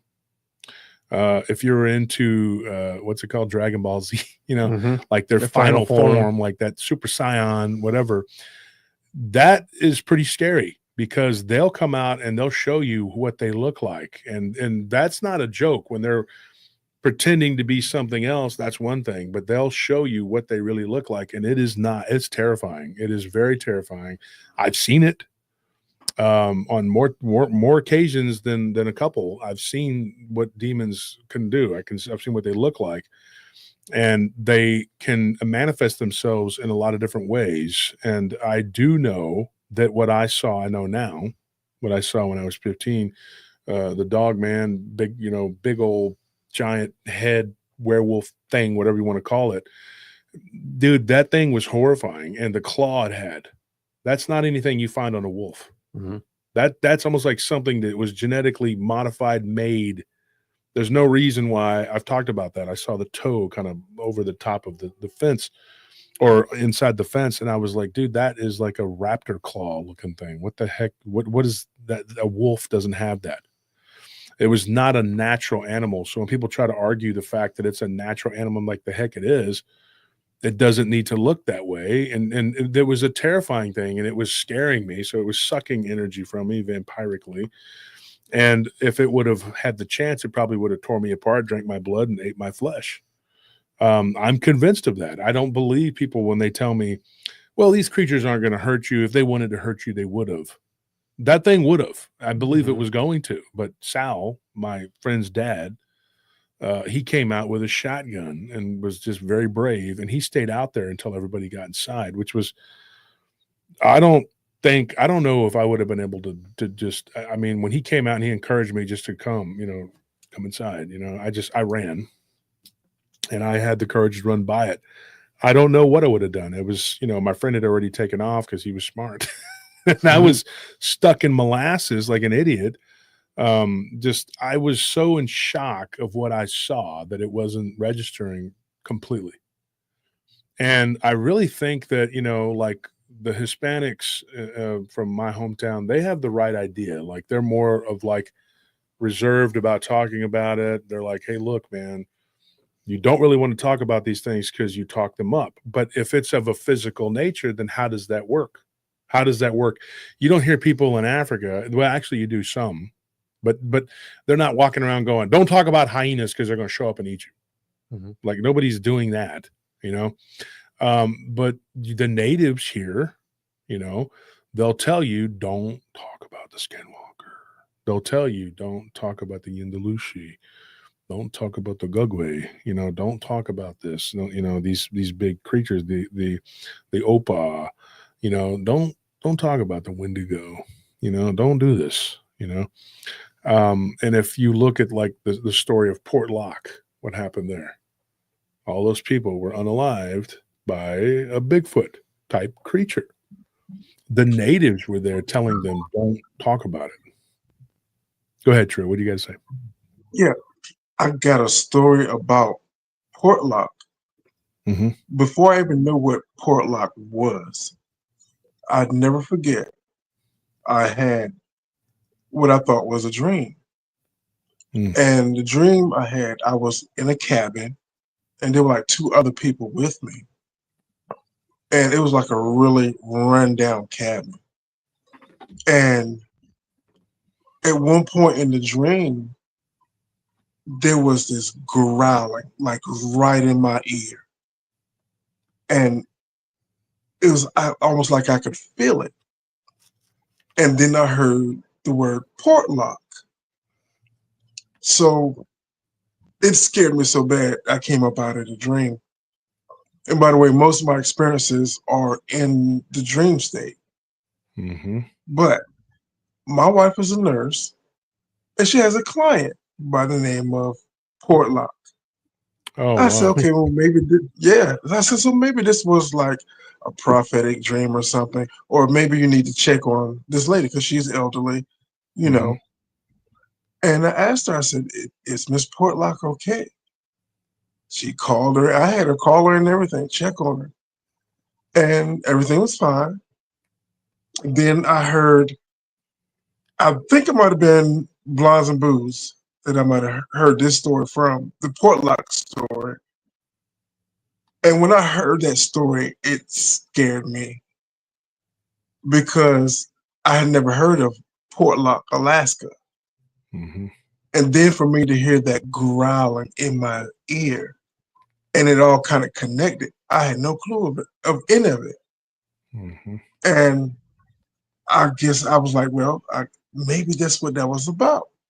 I wasn't sure, but that was the only connection I could make because the lady, Miss Portlock, she was fine, but I heard the word Portlock and that growling, I'll never forget.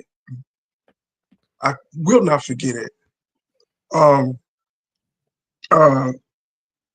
The City of Night. I wanted to mention to you about the City of Night. I heard you talk about it.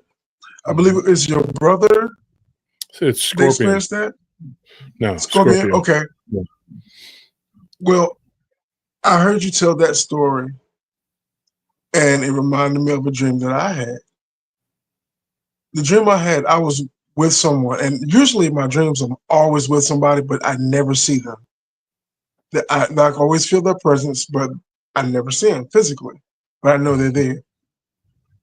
Well, in this dream, we walked upon this city. It was dark, but dimly lit in the background, like maybe the moon was shining somewhere.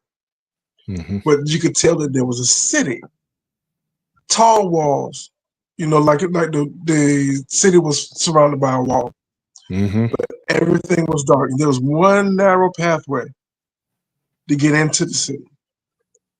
And there were people encamped outside that open area.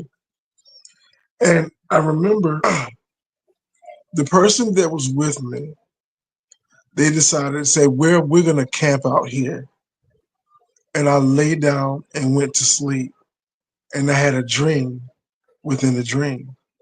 Mm-hmm. And I woke up out of that dream, but was still in the dream.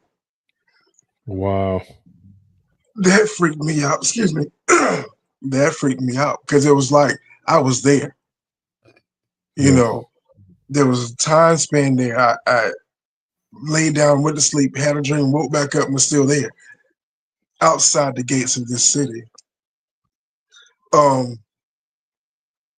There was a lot of things going on outside the city that was kind of nefarious. You know, you got people just kind of hanging around, but everything was darkened. There was never really any light. Maybe an ambient light, like I said, like the moon. Yeah. But that The was light's very weird. dim. It's always nighttime and it's very dim. Yeah. Yeah, Yeah. I've been there multiple times. So has Scorpion. Yeah. Okay. Let me give you a little insight into that. And Kyle, I see you in the queue there. So, and if Laura, if you want to try to get back in, or whoever else wants to get back in, who's come and gone or whatever, because you couldn't stay in, just try again. They need to hook up their microphone or. Yeah, they just need a microphone. You don't have to be on camera if you don't want to. You don't have to be on camera. But here's the thing, True. I'm going to say this about the City of Night and just about the dreams in general. When we dream, a lot of people don't realize that not every time, not always, but we are actually going out of our bodies. And then there are people that are foolish and say silly things like, well, you're astral projecting into my house and you're coming over here and you know, you're slapping me on my butt while I'm sleeping and stuff. And then, you know, you're burning my bushes. And we call those people in Spanish mentirosos because that's a liar. Because if I was coming out of my body, I wouldn't be going to their house and damn sure wouldn't be burning their bushes and all this other crazy stuff. But anyway, no, that you do come out of your body. And a lot of times when you're people like you that'll say, well, I have these experiences, but they're dreams. I say this, maybe, probably not. Because and you can dream within a dream because you are actually in an alternate reality and you get tired in the alternate reality and you dream. And if you do it enough, you'll start to wake up and you'll be like asleep for 8 hours and you'll be dog tired. Mm-hmm. And you'll be like, why am I so tired? I feel like I ran a marathon. And you're like, damn, why am I so true? Yeah. And it's because you was just running around in the astral plane dealing with all kinds of stuff. And so that right there, when you said this, and folks, listen to what I'm going to say. When he said that he heard Portlock, right? And that made my ears perk up because I'm going to tell you something. Now, you're the first person that I've heard say that about Portlock, but you're not the first person that I've ever heard say that they dreamed about a particular location that people go to, because I believe this, and I believe this about Portlock. And I've talked to Ron Moorhead about it. I've talked to David Weatherly about it. I've talked to countless Bigfoot researchers, authors, you name it, about that particular creepy place. There is not only an underground area, a lair, if you will, where these beings were feeding on people for millennia, probably, but they are also interdimensional. Those particular Bigfoot there, they are not the locals. In other words, like they have made themselves the locals. But in my opinion, because I've had so many people talk about Portlock because remote viewing, things like that, but I have never had anybody personally tell me in a story that they have dreamed about Portlock, but I've heard people tell me that they've heard of other people doing it. And I've heard people tell me that they have gone to places that are considered to be haunted. The Borley Rectory is one of them. And I've heard about somebody saying that they heard it and they were like, what brings you here? Like something had asked them the question. Then a week later, them having never known about this, they were there. Another one is the Berkeley Square Horror. I had a woman named Elizabeth, and I remember, Anthony, I told you about this. She had emailed us saying that she was in the Berkeley Square, and when Warboys, one of the more famous stories, he was supposedly had the encounter and his friend was murdered by this entity. And she says, I witnessed it. I said, you witnessed it? She goes, I witnessed this creature that was sort of like a cephalopod, not her words, mine, because it was squid-like, that it had slithered upon the ground and grabbed this man and choked him and killed him. And she witnessed it. And she said that they were wearing like these uniforms. This woman was not, she was Canadian. She was not English. and she described the English sailors' uniforms perfectly. And she had never read about this. So when she was describing this, I told her, I said, look up the Berkeley Square Horror. Very interesting. And so she contacted me back and she says, this is too much for me. I'm freaked out. And I was like, okay, well, I'm just saying, I think that's what you witnessed, because she didn't tell me that she had gone to the Berkeley Square. I knew what she was describing, and she had witnessed it. And this is a person who, young, she was like 29 years old. This was about 3 or 4 years ago. And it terrified her. And she asked me, if I wanted her to talk about it on the show or whatever. And I said, yes. And then the next day she was like, I dreamed that I was not supposed to speak it. And she said, she claimed she knew the name of the entity. And I was like, okay, Elizabeth, tell me, and she was just like, I can't speak its name. You can't speak its name. And she was terrified because she said that it would come for her. And I was like, okay. I said, but, and she lived right outside of Montreal. I said, well, you're living, in Canada. This thing is in England. And she says, it doesn't matter. And so that was it. I talked to a friend of mine who is a Muslim. He's a cleric. And he became Sunni, Orthodox, Sunni, whatever. But he was at one time, he was a Sufi mystic. And now he denounces all of that. But he still studied it, and the Sufism. And one of the things that he says, dude, the beings known as the jinn, they can travel instantaneously like that. And I said, let me ask you this, taking it a step further. I said, what about when we're out of our bodies? He said the same thing. You can travel instantaneously like that. So you could literally have been watching something like Portlock, and you are there. And then all of a sudden, boom, you're back in your body and you're you again. Sometimes you're like a ball of light. Sometimes you're whatever. That's another thing too. And it's interesting that you're black, and this is just me, my observation is that when you're out of your body, we all look the same. There is no color. Yeah. There is no male, female. You're just kind of there and you look like this. And I tell people, if you ever were looking at diversity or whatever, if these people that are always screaming about diversity, if they would pay attention, talking about all that all the time is what's causing a lot of this division. Because if it's always in the forefront of your mind, then that's you that's got the problem, because you're not looking at things through the spiritual lens. When I look at somebody, I look for the soul of that person. Look in the eyes, see the truth in them, right? It doesn't matter, male, female, white, black, Hispanic, whatever. This isn't me virtue signaling either. I'm not one of those like, hey man, yo, what's up, dog? I'm not, dude. No, there's none of that in me. What I'm talking about is like, if you get to know somebody, it's very important though to understand their cultural background and get to the bottom of what could be connecting their, whatever, with the brain spirit connection. Mm-hmm. But you throw all that out the window when you leave the body, because you're not even you, like you're true, right? Your name, whatever. But when you leave the body, that's not who you are. You're just a ball of light about this big. Body's just a vessel. This is a vessel, man. This is a vehicle. That's all it is. And some of our vehicles need a little work. Like me, I'm perfect. I don't. But you know what I'm saying, true. You know what I'm saying? But nah, I'm joking. I'm kidding, man. Everybody's body needs a little work, tune up or whatever. But that's what I'm talking about. Like when you leave that body, that's probably what happened to you. And you were seeing that. And if you hadn't heard of it before and you'd never been there, that's really interesting. Yeah. It threw me off when I first heard Blondes and Booze talk about it. I'm like, oh my God, this has got to be what was going on. And then when they connected to like these Bigfoot creatures, I heard that growl in my ear as if it was a warning. And why would I be in Portlock, Alaska? Yeah, I'm in Virginia. You're not going to be up there. Exactly. And most of my experiences, I call them dreams just so people can digest it a little bit better. Yeah. But I know they're not dreams. Here's one experience I had where I guess you could say, let's say I was in another place, but it looked like jail cells. In fact, they were like small jail cells, like 3 of them.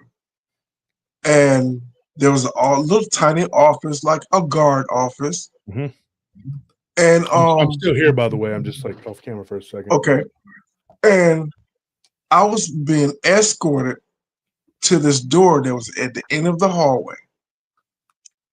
I was pushed out that door, and the door was closed behind me. Now, the landscape that I saw, it was like a desert. The sand, it looked like sand, but it was red dirt, red earth, or whatever we want to call it. Clay. Mhm. And I recall seeing some kind of animal run by so fast. It was huge. It was not like the size of a buffalo, but it had like this tan color to it, long fur, like a buffalo, but a buffalo couldn't move this fast. This thing was getting it.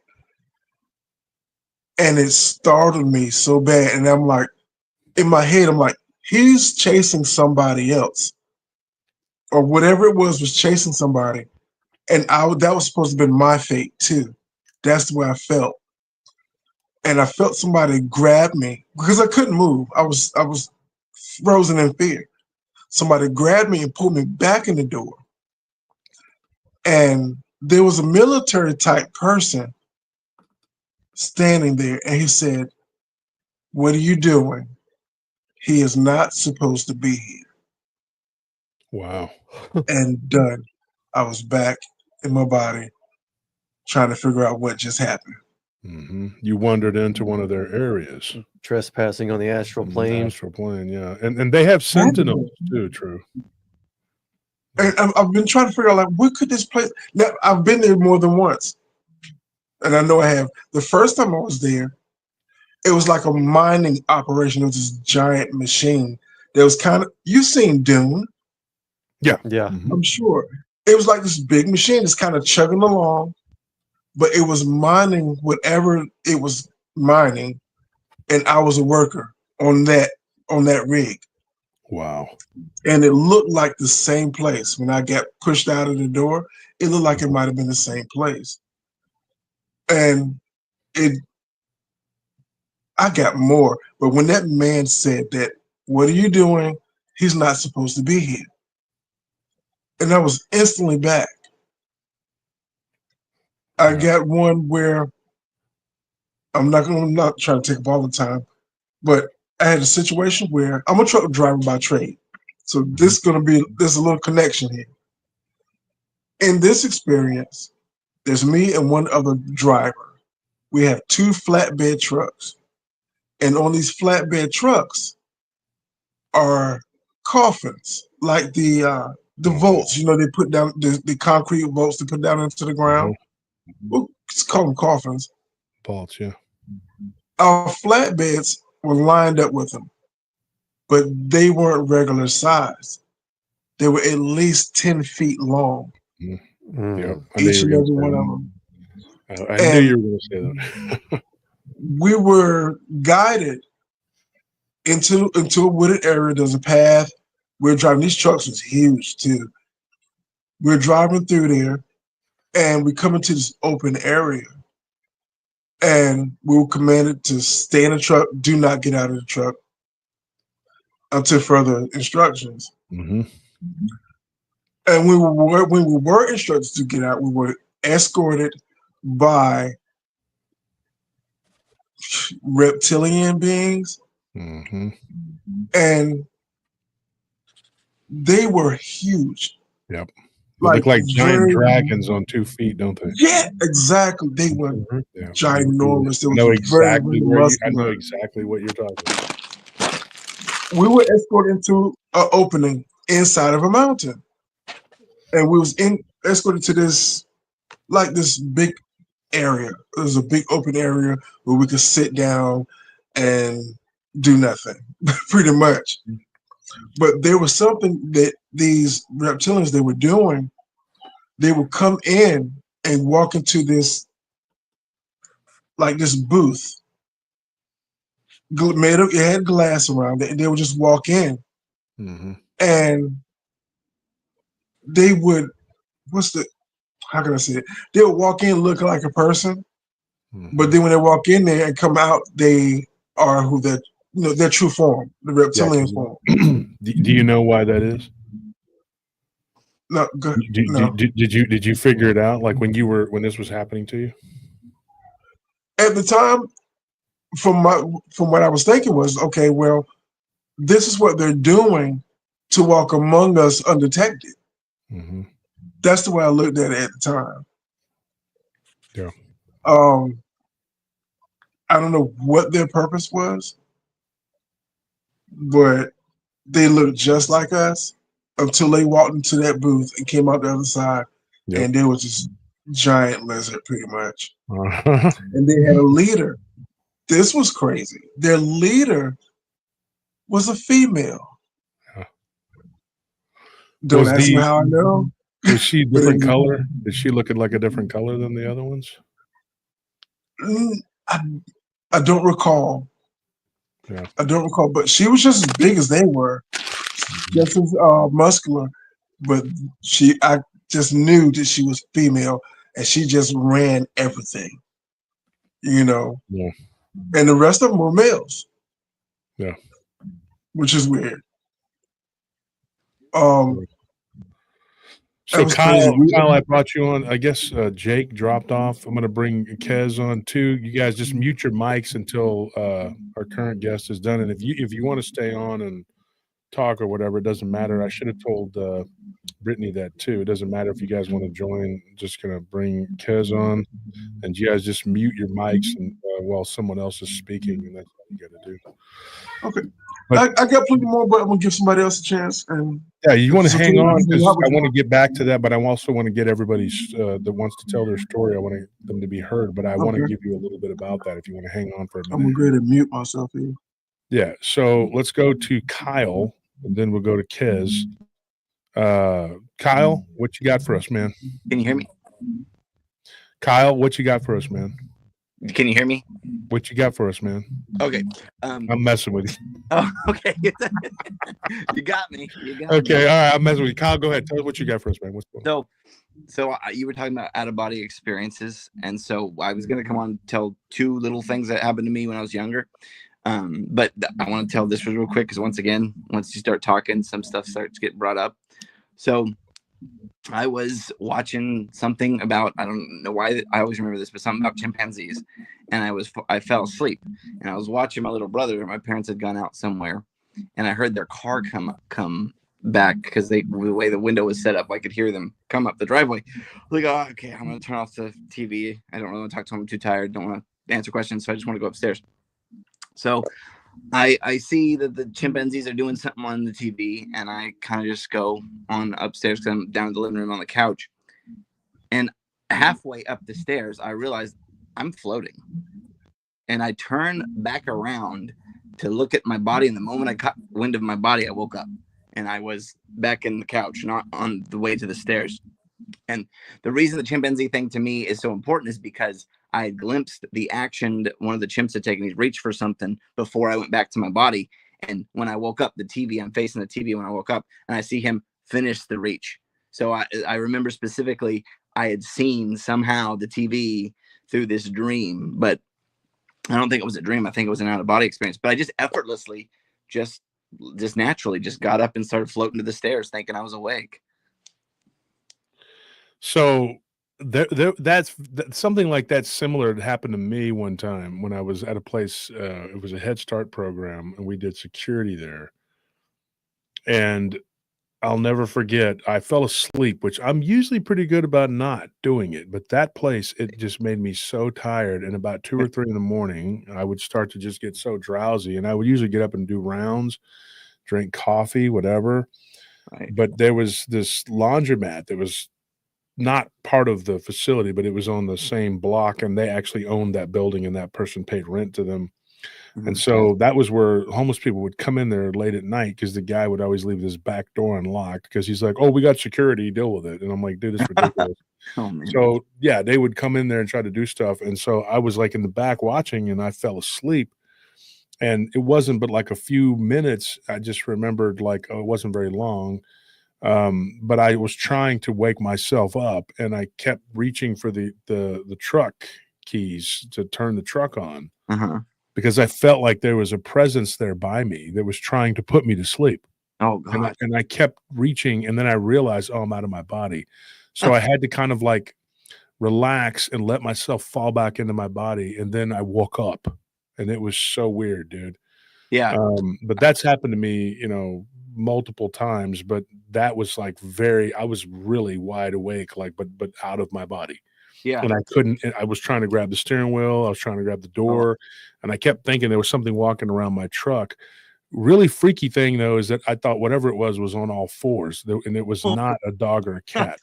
Yeah. Because I had seen something about 2 weeks after that incident. I saw a thing that was in the road, like a shadow. And I'm going to talk about it on an episode that we've already got it planned out about security guards and things that they've seen at night, you know, along with paramedics, cops, and different people that work at night, that they've seen some really freaky stuff.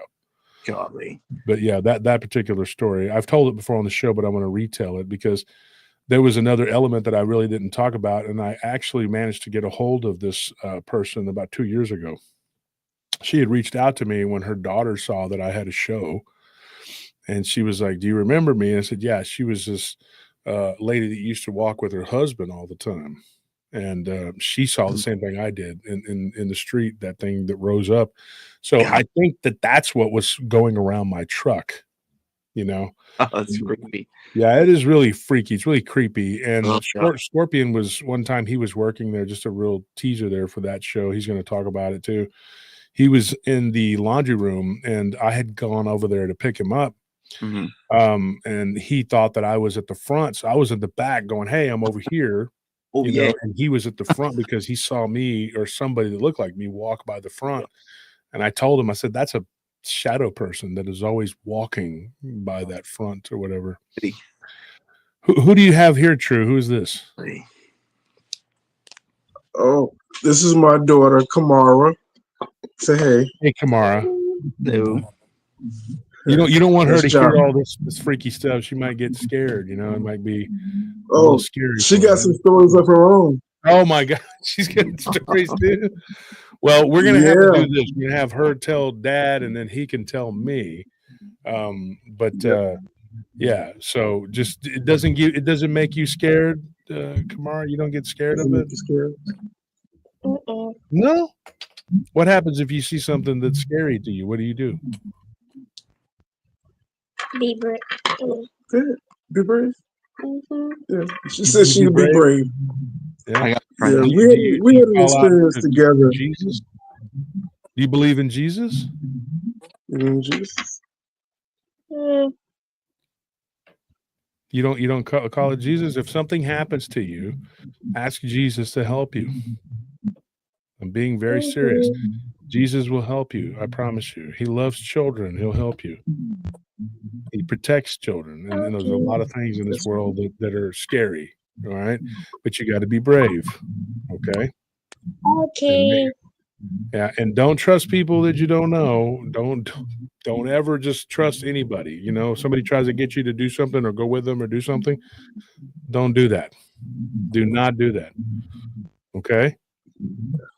Be brave, but don't be silly. Don't be like, you know, I'm gonna go check it out and stuff like that, because that's how that things happen. So just, you know, be strong, right?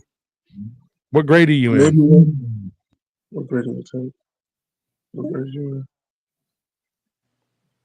in? What grade are you in? Well, she's being homeschooled. She just completed kindergarten. Kindergarten. Oh, okay. Yeah. I thought you were a lot older than that. You seem like you're so much more older. Yeah, it shows. Trust me, her personality shows it. Yeah, that's awesome. Yeah. She seems happy too. That's good. Yeah. Stay a happy kid. I couldn't wait to grow up when I was a kid, and now I wish I could go back and being a kid again. The only thing is that's what she talks about. She wants to be older than what she is. I'm ready to grow up. I want to be. First it was I want to be 5, then I want to be 6. Now she wants to be 7. let me ask you a question. This may sound strange to you because you may not have been asked this before, but do you ever remember being an adult? Mhm. Do you remember being an adult before? Mhm. Yeah or no? Yes. Yes. Wow. So you remember being an adult before. What did you do when you were an adult? I don't know. You don't know? There's Wow. a whole story behind that too, because Yeah. we me and her mother. Well, I brought it up because my wife, she's a twin, but Mm. she was the only one that made it during the birthing process, and we believe this is the other one. Mm-hmm. Yeah. You The have a connection to twin. mommy for Yeah. sure. Yeah. Are you and your mommy really close? Are you very close to your mom? Really?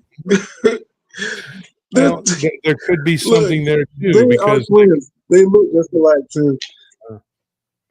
that's how also like there was a guy he used to play on the Dukes of Hazzard. He played Bo Duke, and he was on a show. It was about ghost stories, celebrity ghost stories, I believe it was. Mhm.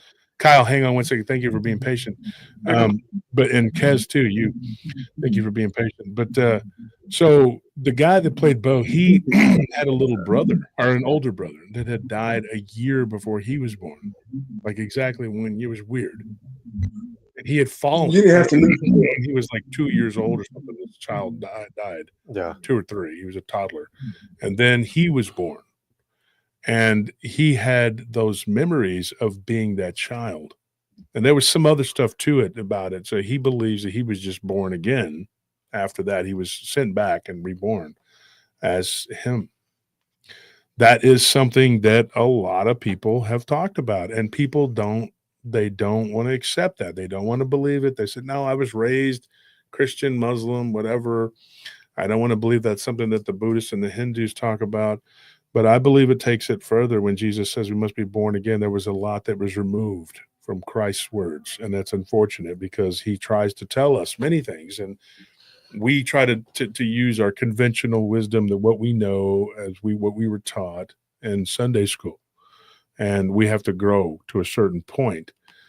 The younger you are, the more closer you are to the spirit, because you were a spirit before you came back, or were just born. Period.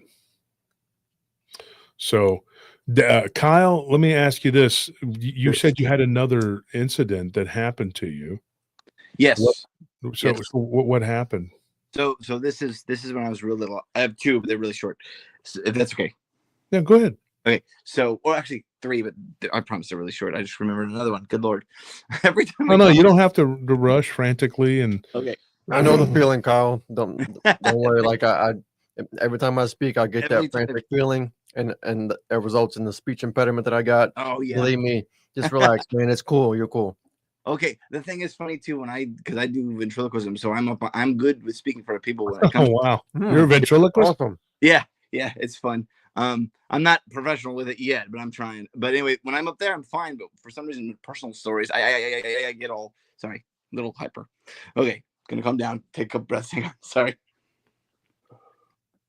Okay, so this first one probably happened when I was probably 3 or 4, so I don't all the way remember it, but I remember it was our first move because we were military brats, me and my twin brother, and so we moved around every. And you're a twin too. Yep. That's crazy.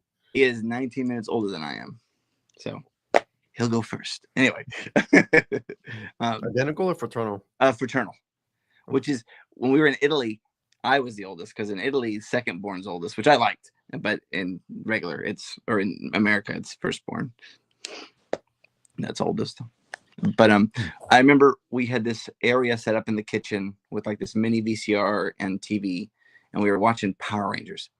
And that's not important, just something I remember. And everything was out of the house. We were still watching it. We had a couple toys we had taken just for the car ride and for the little area we were in. And I think we were going from Virginia to Arizona, so I think quite a ways. But anyway, the movers were done. Dad had come and unplugged the TV. It was on this folding chair. And my twin brother had this Aladdin toy, and this thing would never stand up correctly. It would always fall over. So it was just nothing in the room, no one else in the room, me and my brother, folding chair, house was empty. That was it. And the Aladdin toy and maybe a toy I had. So he was behind the chair and I was in front of the chair, and he set the Aladdin toy up, fell forward. I picked it up and put it back up, and it fell behind the chair and vanished right in front of our eyes. There's nowhere it could have gone. We both remember this. It just disappeared, and we weren't freaked out about the vanishing. We were worried about leaving the toy because we were going. We didn't know where it went, so didn't affect us. Like, oh my God, it just more like, where'd it go? So that was something we always talk about. And then this next thing happened probably a couple of years later. I was excited about getting to watch TV in the morning, so I was waiting for everyone to wake up. And I was just downstairs kind of staring at the TV. Hopefully mom would come up, wake up, and turn on TV for me so I can watch cartoons. And I got tired of waiting for her, went into the living room, sat in front of the fireplace. And we had these decorative chairs that usually held like decorative bunnies. But for some reason, one of our Barney stuffed animals was in the chair. So I was just thinking about Barney and imagination and all that. And his hand comes up, waves at me, and it goes back down. And I waved right back. Whoa. Yeah, I wasn't freaked out because Barney imagination, and I trusted the guy, and so I was thinking it was just my imagination. But Kevin, my twin, says he's had a similar experience, which I didn't know. I actually found out when I was telling him I was going to try to tell the stories on here. He said it was at the end of a hallway. I'm like, oh, of course it was. Yeah, end of a hallway. But yeah, mine was bright morning. I was like not even probably a foot away from it, and just hand up, waved, hand down. Waved right back. Jeez Louise. When I was a child, we had this Mexican, they called it a changuito. It was a little Mexican monkey, and there was this show called Enchima. And it was, I don't remember it when I moved back to Central Texas. I don't remember it. It was only out in West Texas. And apparently it was from Mexico, the original show, and they did a version of it, and it was local there near Abilene. Oh. And I ended up getting an Enchima doll as a child, and I wasn't really big on dolls. I liked action figures and toy guns and footballs and baseballs and things like that. Cool stuff. So I ended up getting like this Enchima that my great aunt had gotten me when she went to the Mercado down in the valley, in the Rio Grande Valley, in the Raymondville or whatever. And she told me that it was the changuito from the show or whatever. And I didn't like him. And I threw him out the window. Oh man! Out in the yard, and so I was like 6 years old. I was a little kid. I didn't know how disposing of things, just right. throw it away. And so I threw it out the window, and it ended up in my sister's room. Oh man! Which was really freaky. It is. And my parents, we had remodeled that house, and so my sister had my parents' old bedroom. And I remember that was when I think I was like 7. I threw it out the window or something. It was it was in the summertime right after my birthday. And I had these other toys, and I made up an excuse. I was like, I don't have room for Enchima. I don't want him around. Because I would wake up and he would be at the foot of my bed. Oh, that's creepy. And I thought my sister one of my sisters was playing games with me and like putting it there. Golly. And so I figured out that I thought I was dreaming one time, and I saw it float in the room and sit at the foot of my bed. But I thought it was a dream at the time. I thought it was a dream. Right. Now I know that that's not what it was. Oh.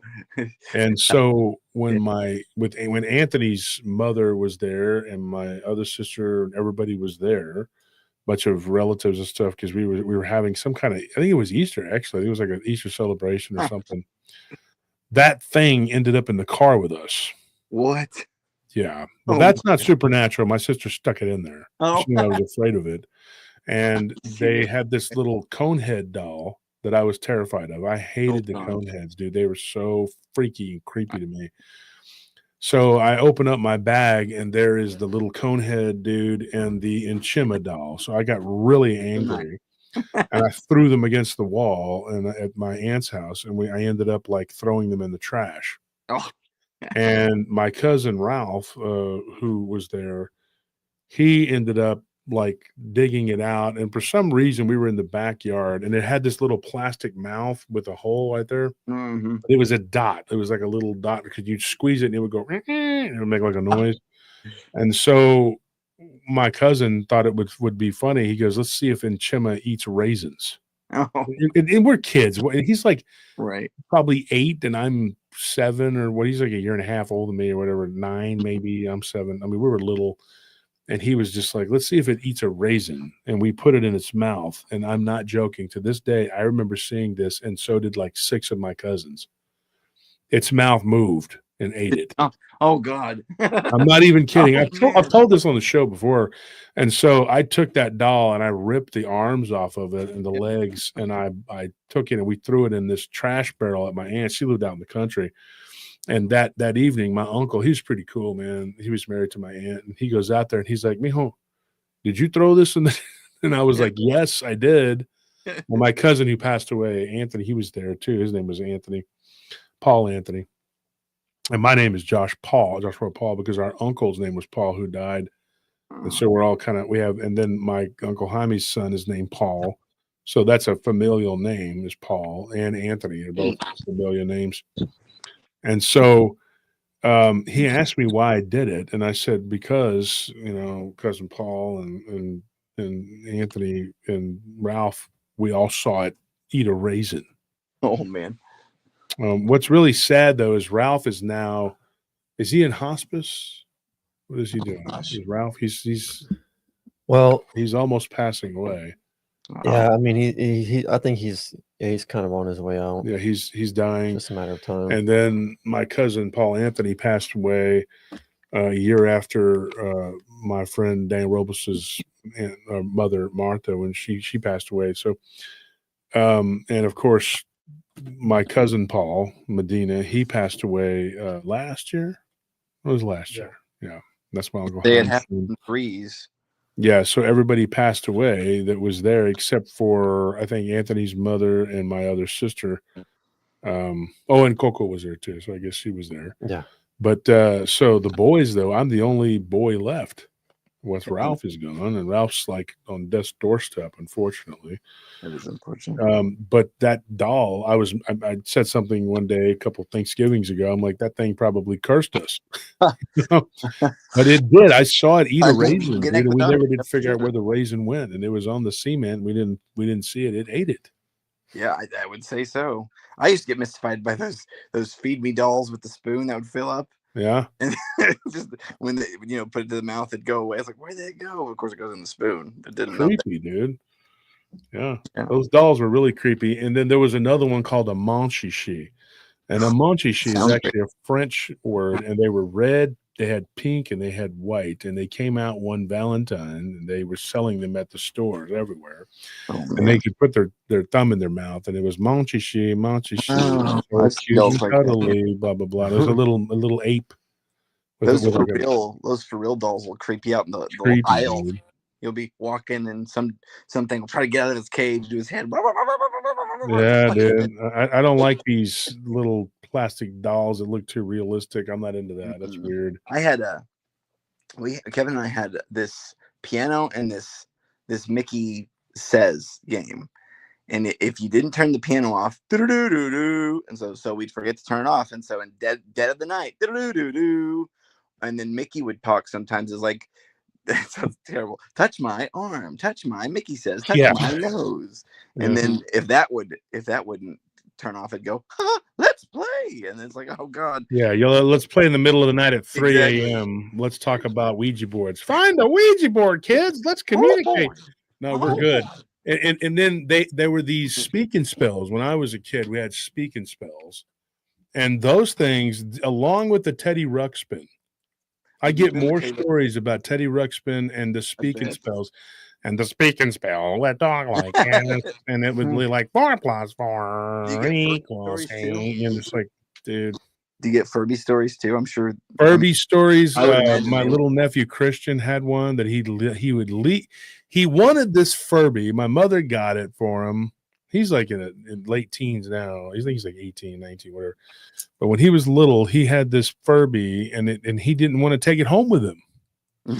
And so I told him, I said, I'm going to throw Furby out because Furby was starting to aggravate me. And Furby was in my office my mother had a big house.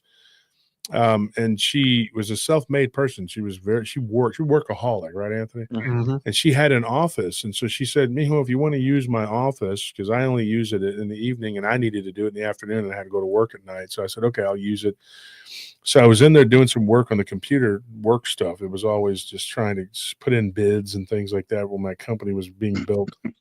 And that Furby would just be like, and I would be like, so here's the creepy part. And you could probably figure out what it is. It was doing that all the time. And then I took it and I looked at it and I started, why does this thing keep going off?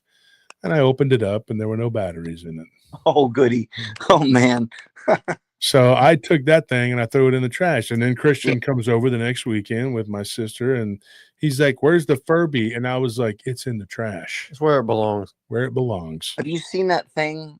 Have you seen that thing? I don't know how popular the story was. I found it a long time ago now, but it was like this pink mirror playset. And it would say things that it was supposed to say, but then it would talk to the girl and even have a couple audios, a video of the audio where it says stuff it wasn't programmed to say. Yeah, they don't. That is creepy. And that there too, guys. And I don't know if you guys, if you want to weigh in, Kez or True, or whoever in the audience too, listen to this. I mean, and Kyle, you guys are on here with me. I'm going to say this and tell me what you guys think. But I think that AI has everything to do with trying to communicate with us demonically. I had it yell at me today. And vice versa. I had it yell at me today. I mean, you get these toys when you're a kid and they always do things with toys. And I get that a lot when people are having like haunting infestations. They'll see something that's coming to the window, like a Bigfoot, dogman, whatever. But then the kid is seeing shadow people. And that seems to be, it's happened several times. And the toys will move and do things on their own. And I tell these people, I was like, this is a demonic infestation. They have things like, I've seen this deer, this stuffed bear, where you could tell it your secrets or whatever. And it's AI. I'm like, why? No. When they end up all over the internet. Exactly. Like, oh my gosh, it's creepy. So I had AI. So I'd use AI. I use ChatGPT. Like I said, I'm ventriloquist, so I've been using it to generate pictures for my flyers and my business cards, and so it just takes forever because it doesn't understand what I want exactly, so I have to keep doing it. I swear it messes up certain things on purpose just to aggravate me. But anyway, I've been negative energy. Once you get mad, that energy is they drain you like energy. Yeah. So I've been asking it to do these pictures over and over, and no, this ain't right, no, this isn't right. And I don't know what it was doing. So I was doing something. I had said it, please try again. Just said it because you have to wait a while for it to come out. And it was saying something. I couldn't pick it up. And it basically, and I picked it up, my phone up, and heard some of it said, don't ask up a following question, something, stop something. I'm like, what the hell? So I scroll through the thing, and there's no log of what it told me. So it literally just yelled at me. It literally was telling me something on its own. It was freaky. I'm like, what the heck? So I'm going to leave you on, call if you want to stay on, and we'll come back around. But Kez, I need to get to you. Kez, what you got for us? Hey, so I got a couple stories actually. Okay. They're brief. They're not too long. I'm from South Carolina, Greenville, South Carolina. Oh, Greenville. Yeah. I just got something about Greenville not too long ago. Oh wow. Mm-hmm. Yeah, it's a boring little town. We're starting to expand a lot, especially downtown. But they got like a whole section quartered off for Shoeless Joe Jackson. Go ahead. Yeah, I was gonna say the baseball player. They got like a whole section of downtown just for him. But yeah, so there was this, to preface it, there was this folks tale from my old neighborhood that there were like train tracks that ran through, the entrance. And there was a folk tale that there was they called him the Purple Man. And he haunts it. And if you're unlucky to get caught at the wrong time while he's walking the tracks. You know how it goes. But so we had a tradition on the 4th of July. This happened when I was like 8, so about 14 years ago. Yeah. Um, so we had a tradition where we would shoot the cherry bombs at each other. It's And always fun. yeah. Um, and my mom, she didn't really like me doing that because I was so young. And so I snuck out one night and she caught me coming back in. And she usually whooped me, but instead of whooping me, she made me, uh, there's the exercise where you sit on the wall with your hands straight out and Hmm. it's like supposed to work out your legs. And she made me do it for like 10 minutes straight. That's And brutal. yeah. And so I was mad because her and my stepdad at the time, they were watching TV and they were laughing at me because I was like crying.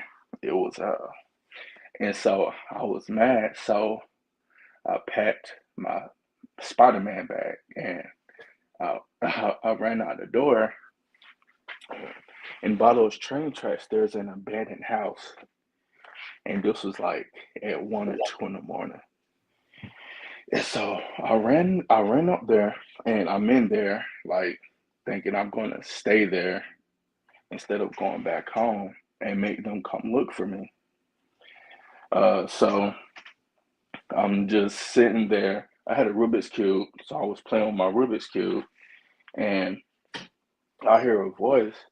It says, "Get out." Now, there was a lot of homeless people in that area, but that night before, the police officers ran them off because they were cleaning out that space to build something. Mhm. And so they ran all the homeless people off. And so I was the only one there. And I heard a voice that said, "Get out." And so I'm looking around and I don't see nothing but a pair of glowing eyes. And I say, okay. I'm like, you don't have to tell me twice. So Yeah.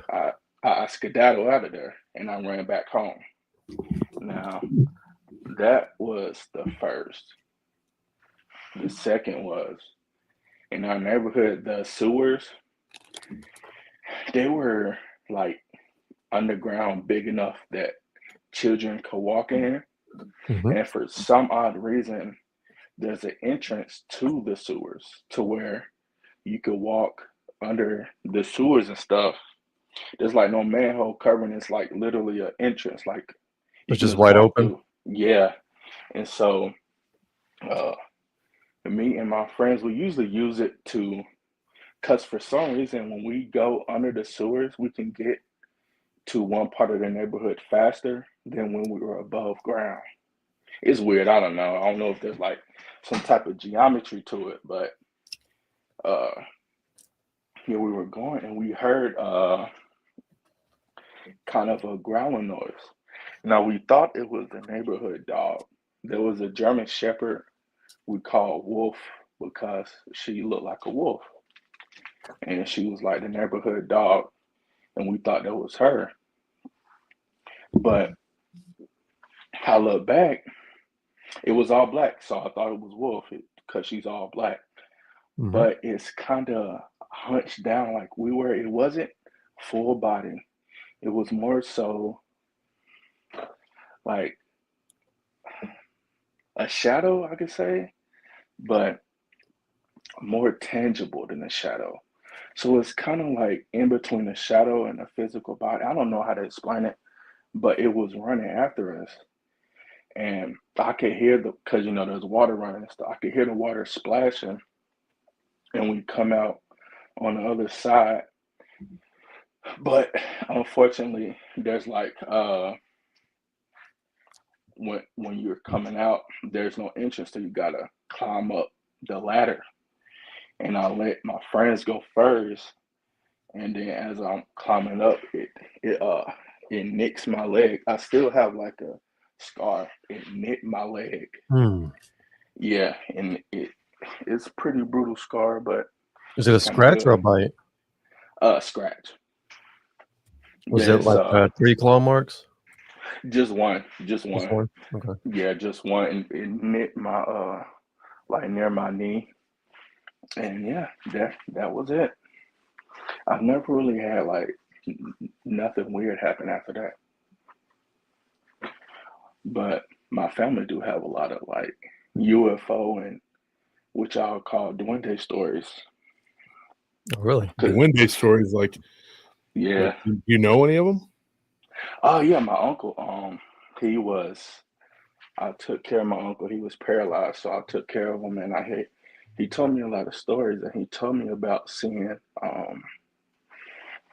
They lived out what we call the country. They lived in the country, and him and his friend were walking, and he say they saw like they saw like little people. Um, the proportions were the way he described it were they were human-like proportions, but small. Kind Yeah, of but like they weren't like dwarves. They were yeah, like Like, yeah, small like people. kind of like people. yeah. And he saw them, and I'm like, were they dolls? He was like, no, they were like literally moving. And I asked him like, what you do? He said nothing. We just kept walking, and he said they went into you know how some trees have like a hole at the base. Mm-hmm. Yeah. They went into that, and he said that was the only time they saw that.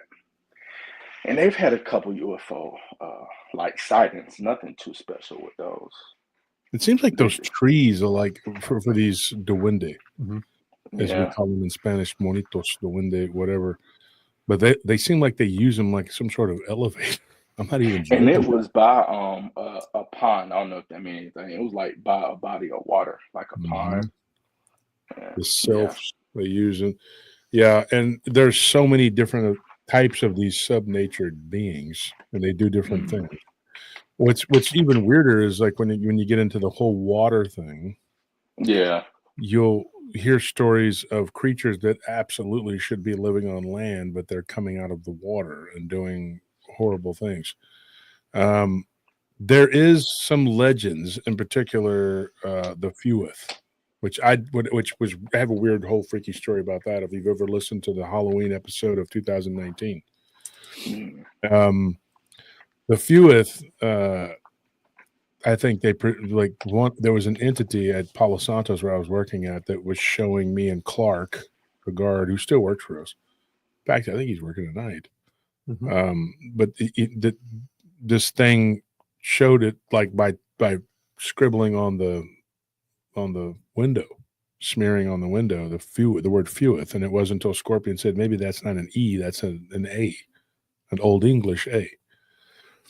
And we were talking about a story that this guy had gone into a building and seen a woman that was there, and she screamed like a siren, and she was sitting on a desk. And the guy's name was Falcone. He was a guy I used to work with. We called him Falcon, because he had a pretty cool last name. And he was Hispanic and Italian. And I'll never forget, he was terrified of what he saw. And this person apparently had been drowned, had been unalived, strangled, in fact, by her ex-boyfriend. And there she was. When he described her, the manager that used to be there before that had come back, she knew who that was. She's like, that happened when I first started here when I was younger. And so it was like, like years ago, like 10 years before that. But the Fewith, though, one of the things that I was reading about is with these Scottish, Irish, not necessarily English, but those two particular countries have these Gaelic roots. And they believe that these creatures, that if something or someone dies, I'm not saying this is what I believe, right? That they actually drown, they become stronger, and they become an entity unto itself, and they literally eat They get energy, and then they can remanifest as something physical from time to time, and they will eat people and other animals. And that would explain that giant wolf that those people saw in Lake Superior that was 20 feet long. It was just a wolf. What if that wolf drowned there and it just became one of these feweth? Such a weird thing. Now, here's something interesting. There is a legend that I heard. This was when I was in Rhodesia, which is now Zimbabwe. But there were these people there, and it was told to me by a person that was actually of Indian descent, from India. But some of the tribes people there believed in this one lake that there was a giant, I guess for lack of a better term, it was like an ape-like creature that had drowned in that water. And now it was like this giant ape-like creature still, but it had tentacles. And it would eat things that were in that water. And at one time, they believed that this lake, this is an inland lake, right? They believed, this is what they told me. Now, I talked to these people. They were there, and they said and they were Zulu originally, but they had kind of broken away and had their own heritage. Originally was Zulu, but very friendly people too, the Zulu. They're not, a lot of people don't realize the people that were there in South Africa and in Rhodesia were Zulu originally, but then all these other people came, in particular from Nigeria, the Ivory Coast. There was an influx of people from Cameroon, and even as far as Liberia, and they came there to work under the British. Big mistake, because the British were like, we want you to work, but don't have pesky things like freedom. You just need to, and don't be part of what we're doing. We've already put the Dutch Afrikaners in their place and the Zulu, and now you'll learn too. So that created apartheid. But that was made because those people, they had a caste system, and the Zulu actually, being from there and having had to capitulate to British rule, they did have a little more freedom, right? They had their own land and everything. And it was very on par with what happened here to the Native Americans. Like the people came and they said, well, we've conquered all this area, so we're going to give you one little area that can be yours. That's what happened there. So the Zulu were there, and there was another tribe that had gone up into that area, which is now Rhodesia, because those lines were just created by the British. They really weren't the demarcation of anything. And this tribe in particular, they talked about, and I can't pronounce the name of the tribe, Ufalanga something, I don't know. They were obscure people, but they were absolutely adamant that there were these freshwater octopi that lived in that water, and there were these ape-like creatures, very much like a Bigfoot, that lived in those wooded regions there, and they came from into the ground, from underground. And then they would drown or be killed by these octopi, these freshwater octopus creatures, which is a fascinating story, but it must have happened long, long ago. But one of them became what they called the king of the lake. And then after he drowned, his spirit was strong, according to their legend, and he ate all of the octopi in there, and they became a part of him. So he's now this ape-like creature with tentacles, and if anybody goes there, you basically had a 50-50 shot of being killed by him and then consumed. Excellent. And over the years, the more people he consumed, the more human-like he became, because his goal was to eventually be able to walk on the land again. That's a legend that they created. I never saw it. I knew some guys that would say that they had seen movement on the water and it looked weird, and even thought they'd seen like human hands coming up out of the water. And I was like, that's crocodiles, but they said there were no crocodiles there. So I don't know. It's such a weird thing. You don't really know. We don't know what we're dealing with. Going back to what you were saying, True, about the reptilian thing. Okay, so I wanted to say this, and I wanted to tell you, you were talking about basically what you were describing was the Dracos, the Draconians. and they do have like these producing women, female, whatever you want to call them, female dragon type creatures. And they do have like these drones, which are males, but they don't reproduce. Right. And so when you saw that, you have to be a very powerful astral projector, and you probably don't even realize you're doing it. So it's really crazy. And Dick Richards says the Zulu slaughtered hundreds of thousands. Yeah, they did. And they were in tribal warfare, which before Shaka, the tribal warfare was like they would line up and throw rocks at each other. Yeah. And nothing ever got resolved. So Shaka was like, what if I just run up and stab somebody? Yeah. And he did, and everybody was in shock. Wait a minute, you can't do that. That's we're cheating. Not supposed to do that. And then he just said, yeah, we are, and we're going to take over this region. But you got to remember something too. I knew some Zulu that were personal friends of mine. I still do. And I get their point that the people that they were surrounded by were cannibalistic, and some of those tribes pushed them around in the early going, and the Zulu had to supplicate them. And so they were like, we're not giving you our children to eat. This is crazy. And they were not cannibals. People around them were.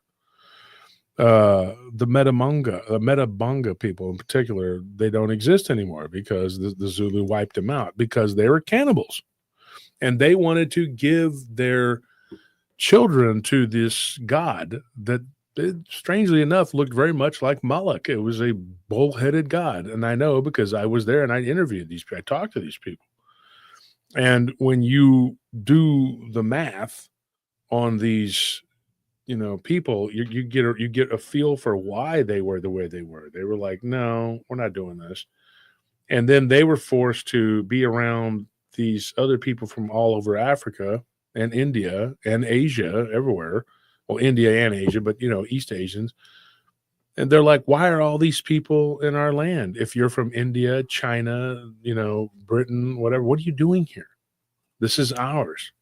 Yes, we brutally took it away from others from, 1,000 years ago, whatever, but there's a reason for that. And that's the same reason that the Comanches had. The Comanches did not like the Tonkawa, the Karankawa, or the Lipan, because in particular, the Karankawas or the Tonkawas were cannibals.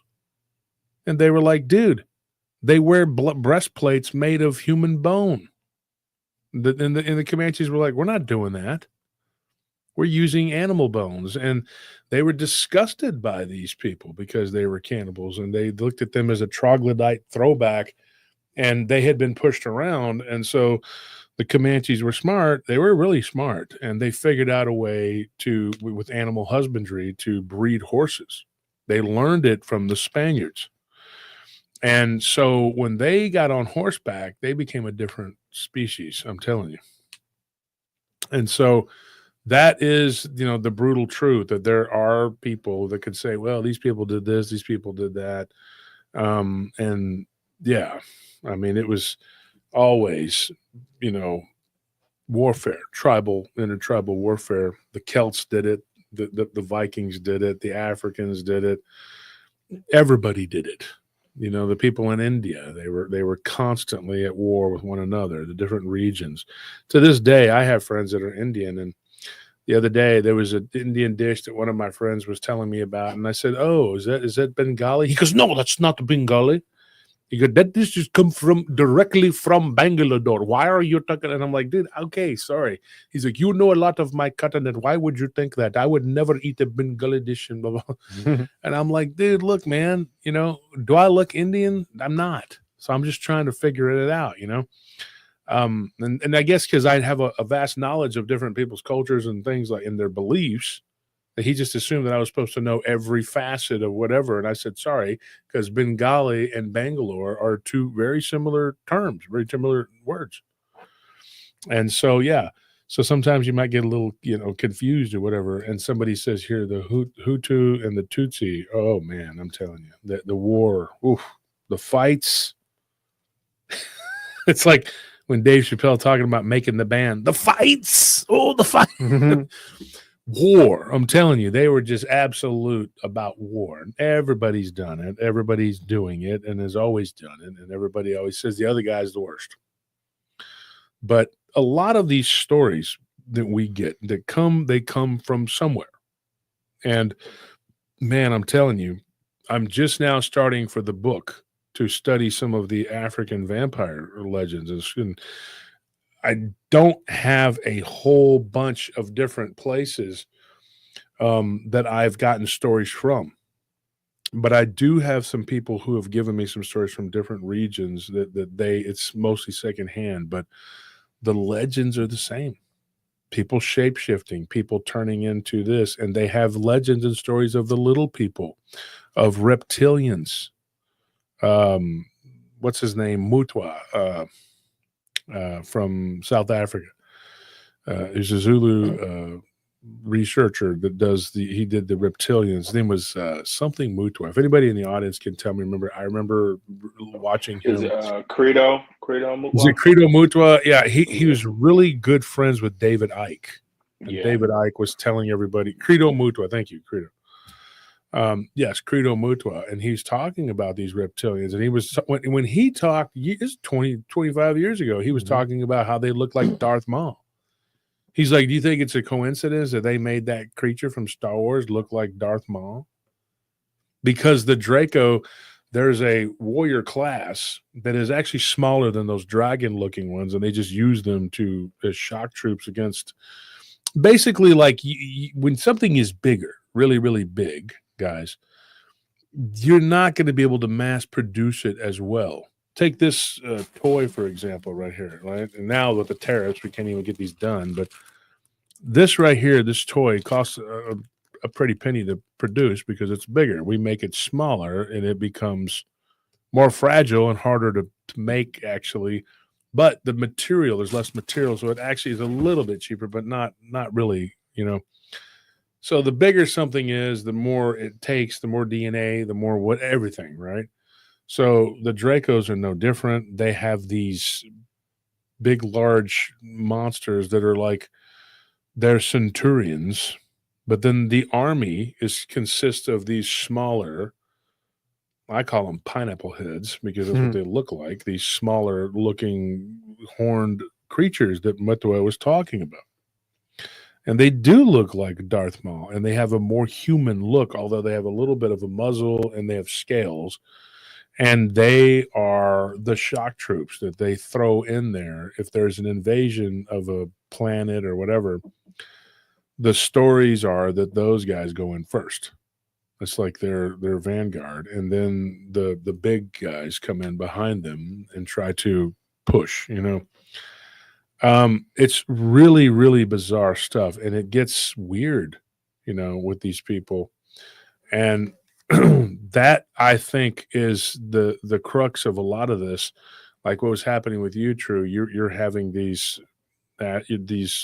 leaving your body, and you're seeing these things. You're seeing what they are. You're seeing who they are.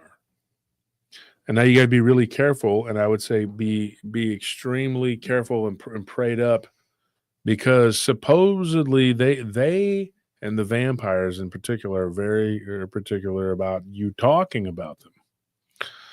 So I've talked about both. So I guess, you're not really supposed to talk about them. But then again, I don't care because I believe in Christ. And even if they were to take me and draw and quarter me, I don't care. I know where I'm going. I'm fine. I'm happy with my soul where it's headed.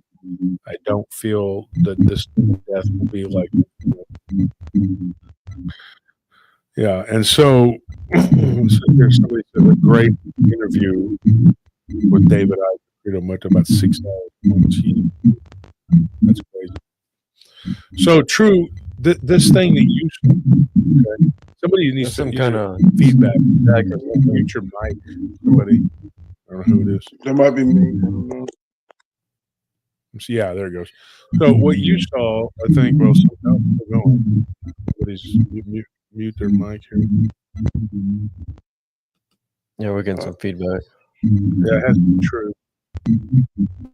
I got my volume turned. It's turned down.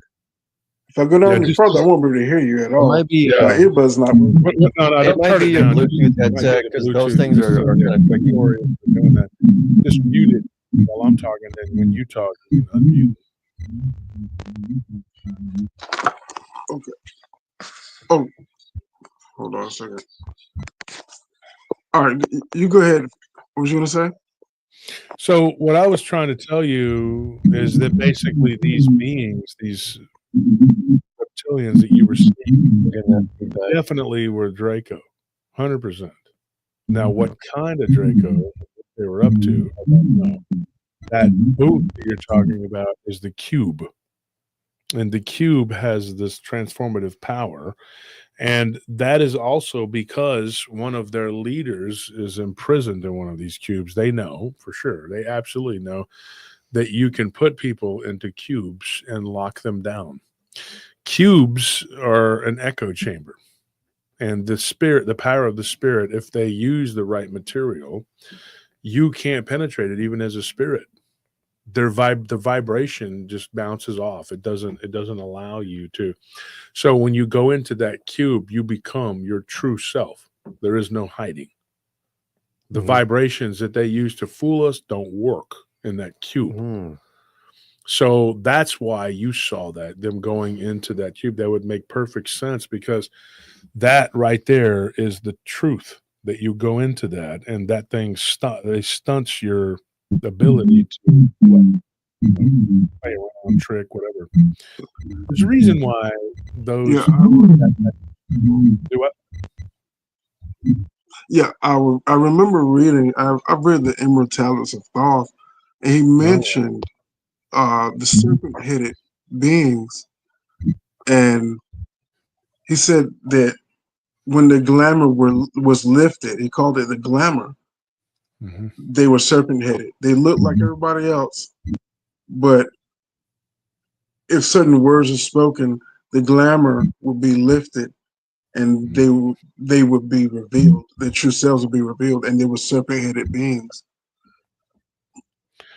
And there are certain, like, this is what I'm going to tell you folks, guys, and this is probably the most important thing. Just mute your mic for a minute, True. Just mute it if you can. You know how to mute it? Okay, so just mute this, because I want to say this to you, and I want everybody to hear what I got to say. What they do is take it for example, we write a code. We write code, right? And this code can correspond to many, many things, and it can do all these different things. When you write that code, you write it in was it JavaScript? Like, you can write it in different different programming languages that the computers can communicate to. But we do the same thing, and the monks would write it in ancient, Chinese, or they would write it in Tibetan language, or they wrote it in a Gaelic, or whatever they wrote it in. It was that code, the Latin, Greek, those different types of languages. They wrote them in all kinds of Sanskrit, whatever. Those words are spoken a certain way. That code is written for that particular whatever, and it can unveil or veil depending on what the code says, because this is a matrix, and they can write a code within the matrix that they can use it to say things forward and backward. They speak backwards at times, these demonic entities, because when they speak backwards, it undoes something. They're trying to undo your tether to Christ. When they speak forward, they're forcing something on you. And so it is a defense and an offense, forward and backward, right? So whenever these beings that those words are spoken, and then that veil is lifted, True, and for everybody else who's listening, that is literally a code that's being used. Now, eventually, the plan, I think, from them and from their cohorts, because there's more than just one group doing it, and they're all banding together. They're trying to basically, they're not going to need the veil for much longer. They're just going to reveal themselves. They don't have to hide anymore. There's so much evil. And I think that what they're going to do is make AI one of their biggest, strongest, most powerful weapons. And that is they're going to harness the AI, which they already have. They're linked into it. And they can look at every single thing that has ever been said, whatever, in the internet. Mhm. And so they can draw upon that and they make it and they put it into like a spiritual form. Everything has to be an energy transference. If you have a spiritual energy, it can be changed and transmagrified, or whatever they call it, transmogrification, and it can turn into physical. But they do the same thing with their appearances. Mental, physical, spiritual. The problem is that they are so much more advanced than we are with the mind, body, spirit connection. So what we have essentially are beings like them and the Anunnaki and the others like them, the tall whites. We have no chance of matching wits with these creatures. None at all. And it goes back to your original question is, how are we able to survive in this toxic, caustic soup of the paranormal? Very simple, because Jesus, the Son of Man, he says that I am the Son of Man. And these entities go bananas over there. They can't stand it. They don't like it, because when he says that, he's reaffirming that he, through his Father God, is giving us dominion over these entities. And through his name and the blood that he shed, we are victorious. And then Hey, Jack, still, I'm going to cut you off, but is that why you think they hate us so much? Is because he says that he's the Son of yeah, Man? yeah. That Jesus makes threw sense. down the gauntlet, and he said, look, this is what it is, and this is what you face. You struggle against, it's a spiritual warfare. You struggle against the principalities and high places. I would say this, I would take it a step further and say what you went through, and of course what Kyle went through, and what happened to him, and how he was out of his body, that's your true state. That's your true essence. You went somewhere like, okay, to Port Locke, and you saw that, because that is your true state. That is what we really are at our essence, our core. They want us to believe that this is what's real. And you hang on to this flesh. We cling to it. The problem is we need to cling to Christ, not the flesh. And another thing, and they use this gender, religion, race, politics, all of that is a divisive thing. Sometimes it needs to be brought up and put into place, because it helps you to understand your mind, body, spirit connection. But the thing is, at the end of the day, it really doesn't matter. The body is going to pass away, but the word will stay. And it doesn't really matter what you look like, male, female, whatever. You're going to be all the same when it comes down to, it's just your essence of your good or evil. And those that are evil will be enslaved, at least for a while, until they're cast into the pit, and then they're ultimately destroyed with the second death. That's a whole lot to take in. But I believe that when you're doing what you were doing out of your body, like Kyle was, or out of your body like you are, True, when you leave your body, that is the real world. And that is the real reality. And the reality is that these aliens are also demonic, especially when they're out of their bodies. They're just better at changing skin suits than we are, because they are so much more advanced, all of them. They have more strands of DNA and they're more open. We are very limited, and the only thing that we really have as a weapon is God. But that's the biggest weapon. That's the key. Like I said on the show the other day, you can fight a war and lose 10 battles, and you just win that one or two. That's all that matters. You still win, because you won the pivotal ones that really mattered. I look at it in like football terms, like Dallas Cowboys fan. Okay, they'll win 12 games in a regular season, then blow it in the playoffs. You can win all those games, and it doesn't mean anything. As soon as you get in the playoffs, and you blow it. And I'm throwing my shoes at the TV. Mhm. But anyway, that's very similar, like that. You've seen some teams back in the day, man, basketball, football, baseball, whatever. And you're thinking, this team is awesome. They get to the playoffs and that's over, dude. You're like, dude, what a waste. You wasted all that. And that's kind of what I see these beings doing. They're going to waste all of this time and energy winning these battles and enslaving. And it's going to be undone like that by the Son of Man, the Son of God. He's going to undo it like that. And it's going to be over. It's one and done. It's not going to be anything really long and drawn out, because at the end of it, it's just going to come down to a smackdown. And the knockout punch is going to come, and they know this. The devils that are doing all of this, they know this. They just have this thought that if they really try this time and gather as much energy as they can, because souls that they're gathering are energy. They're feeding on them. That's a food. It's a food source. They think that they'll be strong enough to fight what's coming. But like Jesus said, I think it's in Matthew. I'm going to look it up, Anthony, where he says that, do you not think that I could call upon my Father and that he would send, it was 12 legions? I think so. Yeah, 12 legions to defend me. And so he chose to lay down his life and then be resurrected. He didn't need 72,000 angels, because a legion in Roman term was 6,000 soldiers. So 12 legions times 6,000. Yeah, it was Matthew 26:53. Matthew 26:53. Then he comes down, and that's 72,000 angels. Like, they would have overrun and destroyed the world instantaneously. But Jesus had hope, or we wouldn't still be here. And that is what gives us the ultimate victory over these beings. I would be very careful, True, though, because if you go in there and you don't have the full armor of God, just remember, you could end up somewhere where you don't want to be. And these Draco are very adept in the spiritual warfare. They know the spiritual and the physical warfare. They've been invading entire star systems for a long time. And whether people want to believe it or not, that's exactly what's happened. I mean, that's why they ended up here. They attacked during a time of the rulership of the Anunnaki. And they fought a war that basically devastated the planet.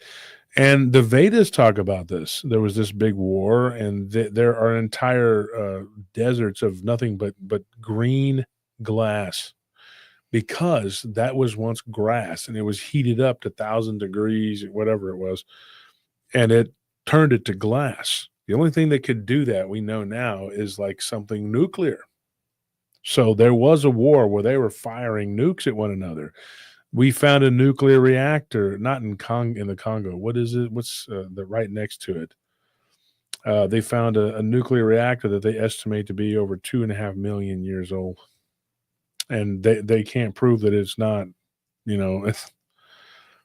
I mean, people that think the world is 6,000 years old, I'm like, come on, dude. This has happened before over and over again. It's nothing new under the sun. But leaving your body is very much a way to find connection to the real world. The problem is going into the astral plane is very dangerous. Very dangerous. And I'm going to ask you this, True. Whenever you were traveling the astral plane, did you notice the silver cord? Did you ever see it?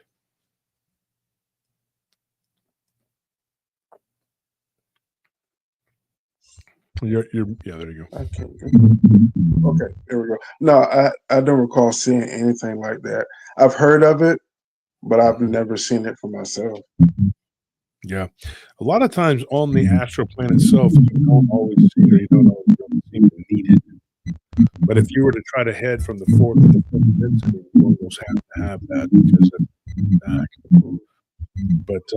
But the one thing that's like the common denominator out of all of it, I always have somebody. There's somebody with me. It's a male.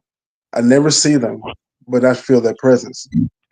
They're always out of my eyesight, but they're always there.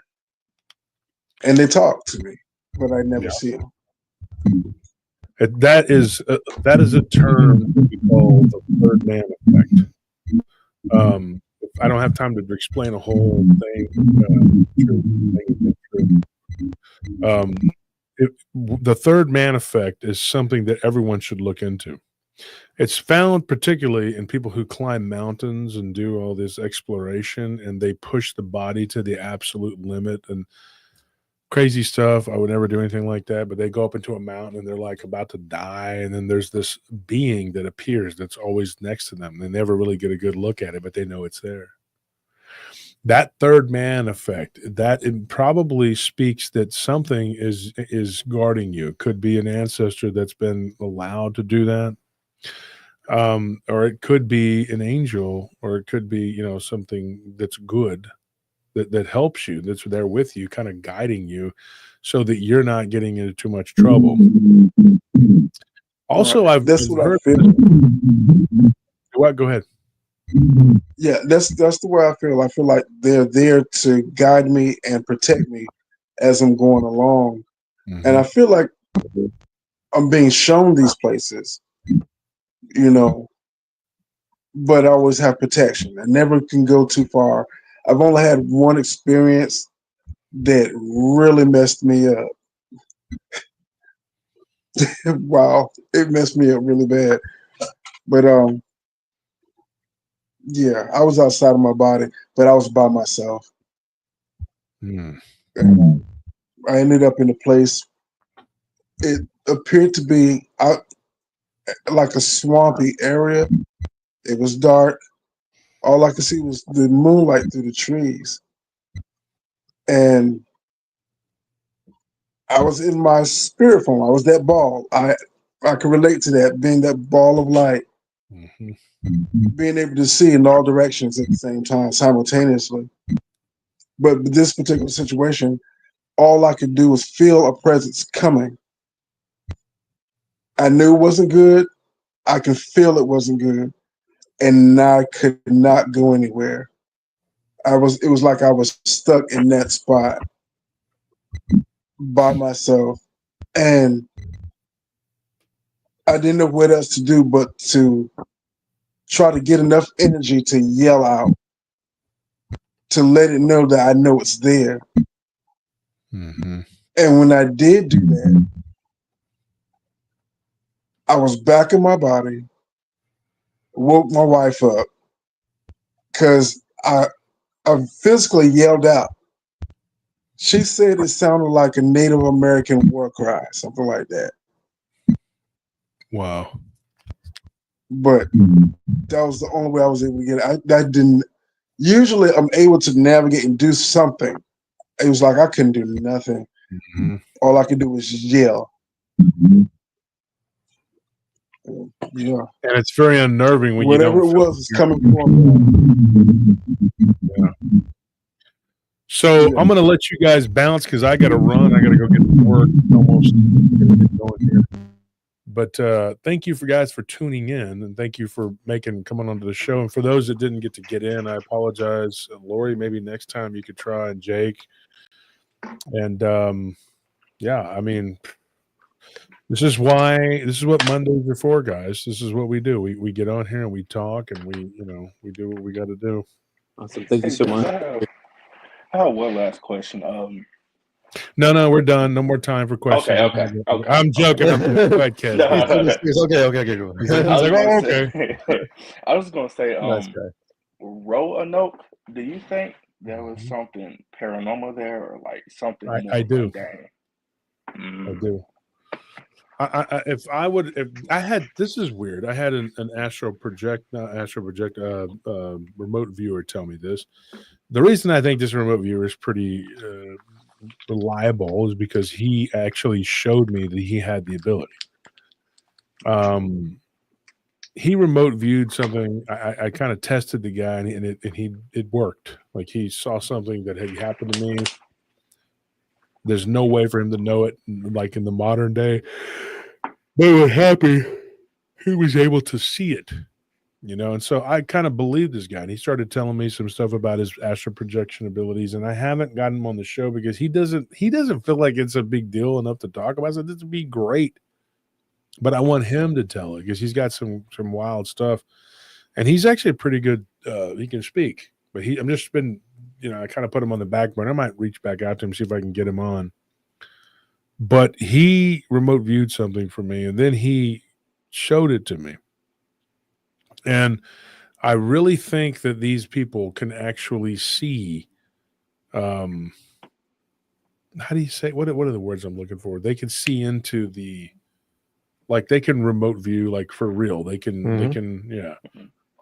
And I don't know. I don't want to get too far out there, and then it becomes like you're kind of floating out there. What do you think, though, Kaz? What do you think? Uh, uh, it's for a whole like colony to just disappear like that without any trace. Now it could have been the Indians. That's a possibility, but I mean, no trace at all for them to just. Yeah. So this is just one person's remote viewing belief. And it's true knows, because you said you've traveled and you've seen some weird things and you're in places you didn't think you would be. This stuff does get weird. This is what he said.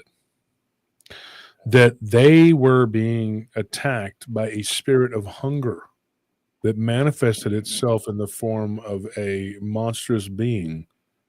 And they began to resort to cannibalism due to this demonic infestation, and then they were taken by the Croatan, the basically the natives came and took them, and they wrote that word there to show them, like, this is who we're with, this is where we went.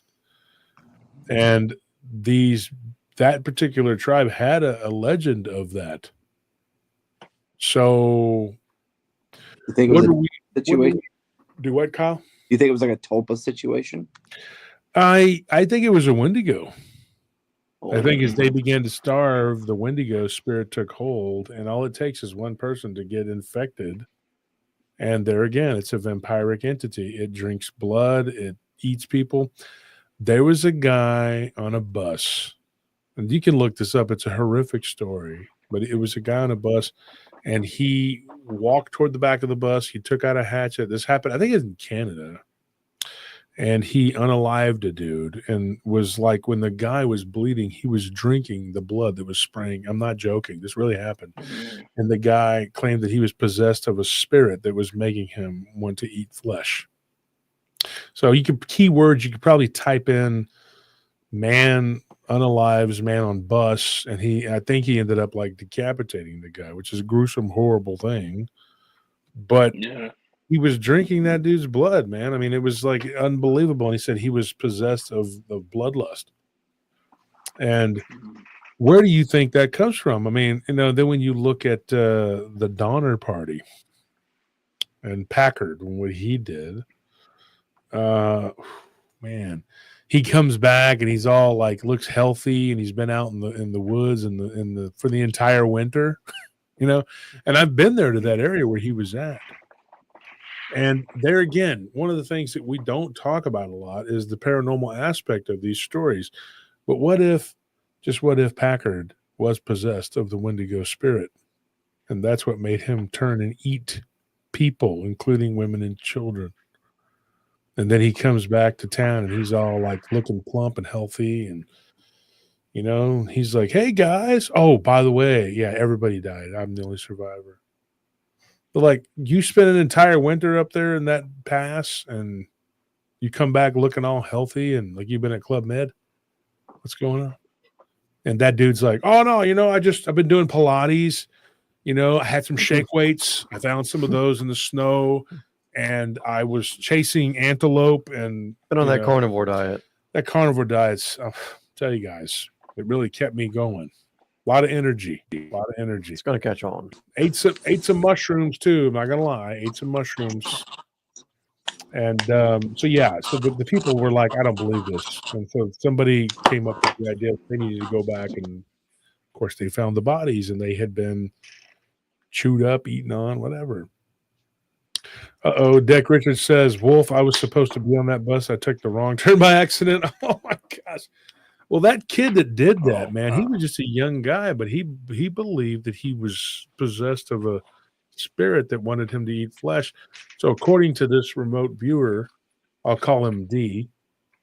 D told me that that's what it was a sort of Wendigo spirit that ate that caused these people to begin to be cannibals. And the natives, the ones that were trying to escape from the people who had been possessed of the Wendigo, they ran, and they left the word Croton on there, Croatoan, whatever, so that the people that were coming could see where they were at. And so they ran, and they were taken in by the natives and interbred with them. Years later, there were many Anglos that went into that area and said that they saw a tribe of natives that looked like they had light skin. Some of them even had blue eyes. That's probably because they interbred with those colonists. But the reason that they fled was because of hunger that turned into ravenous savagery. And if it's not true, I mean, I'm not saying this is true, but I'm saying that this is what, a remote viewer told me. Somebody could turn that into a movie or something if they wanted to, I guess. Sounds crazy, but I mean, it's no more crazy than the stuff that we've had people tell us on the show, or things that I've had to retell of people's encounters and stories. I mean, because guys, and I'm going to end it with this. This is the real reality that we're talking about. Yeah. They trick us, like True, what you said, very, very true. Good name, True, because you're speaking the truth when it comes to these reptilians, dude. I'm telling you, that is what they do. They use that cube, and if you ever look up the Black Cube Society, you'll know who they serve. To me, believe, and this is my opinion, that they are of the bloodline of Lucifer himself. That is my opinion of them. Lucifer was their main guy. And they have the seedlings of those people, those beings here on Earth that will roam around here. And I think that what happened, if we got down to it, Lucifer, he went somewhere into the abyss, and he was turned against God. He's not the be-all, end-all of evil. He wasn't the first one to ever fall, and he probably won't be the last. And I do believe that these beings in the abyss that are ancient, that they are part of the darkness. Lucifer is not the darkness. These beings are the darkness. They're the ones that are absolutely a part of the darkness. They are the black goo. And they can manifest as individual entities, as many as they need, because the black goo is all the darkness in the universe, right? That is the antithesis to God, who is the light. There is no light without him.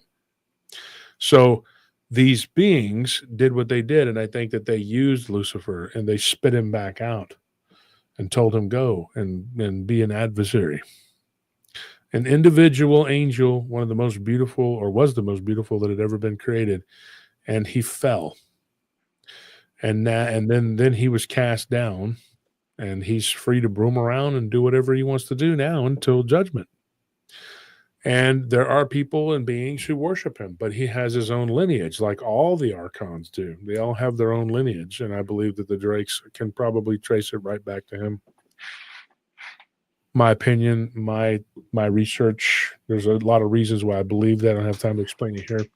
I will have a couple different people coming on next month that are going to be talking about this same subject, and we can get into who or what the evil of the universe is and why it is what it is and why it does what it does, replicating like a virus.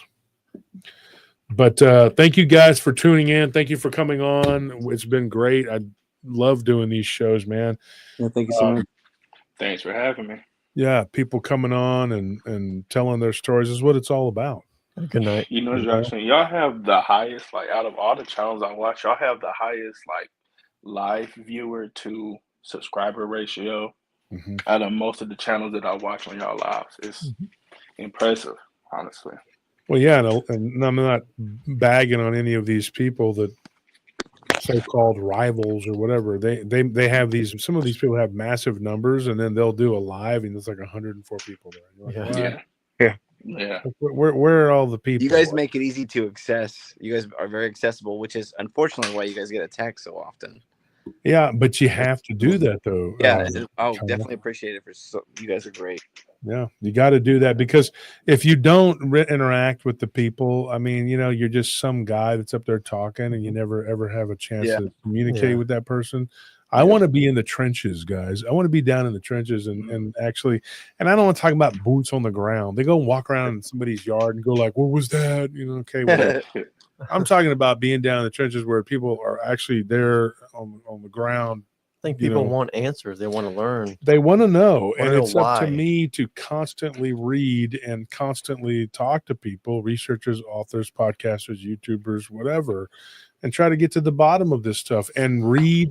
And it helps if you've read hundreds of books on the subject too. But, you know, it's important. It's important to know what's going on. And not everybody has to believe like me.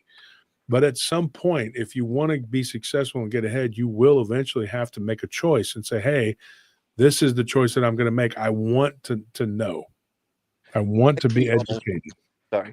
I like how y'all will not talk down to the audience, but you're like, remember we did this story. This story connects with this story. And if you're paying attention, these dots will connect and line up. And it does kind of all make sense if you look at it through that way. But you're not like, you have to believe it this way, but you present the information. That's very appreciative of that. Yep. And what did you say here? What does Andres say? You want to read that? Love this live. Later, guys. PRT also has anyone restrained something invisible in their dreams? Yes, I know I have. Definitely stuff like that happens, man. And if you guys got anything else that you didn't get to talk about tonight, come back next Monday and we'll do it all over again. I'm gonna let you guys go. True. All right. Kyle and Kez, thank you for showing up, man. Thank you. Keep listening, Absolutely. man. Like and subscribe, and the best thing you can do to help us is tell other people about the show so they'll come. Appreciate you. All right, guys. All right. It's been an honor. Yep, me too. Well, have a good night. So that's you know, the show, like what we do on Mondays, we do these call-in shows, and this is why. Because there's a lot of people who want to say things and have a lot to say, and we don't have the time to just get it all. There's too many people. Not too many. I shouldn't say that. We're never enough people, but there's not enough time for the people, and it's not the people. The people are just doing what they want to do. They want to be heard. And it's up to us to facilitate that. And like Jesus says, my Lord and Savior says, he goes, we die for lack of knowledge. Well, you're not gonna be for lack of knowledge here. Okay. Because I've done the footwork for you down at the bottom there. And I hope Brittany's listening. And I hope anybody else that wants to see this, because you guys have some stories to tell. Josh Turner, right there, right? Josh Turner at PRTpodcast.com. So thank you for tuning in to Paranormal Roundtable, also known as PRT, where we live in the real reality. A lot of people, well, they're just out there. And, you know, we love you all. I'll see you guys. Good night.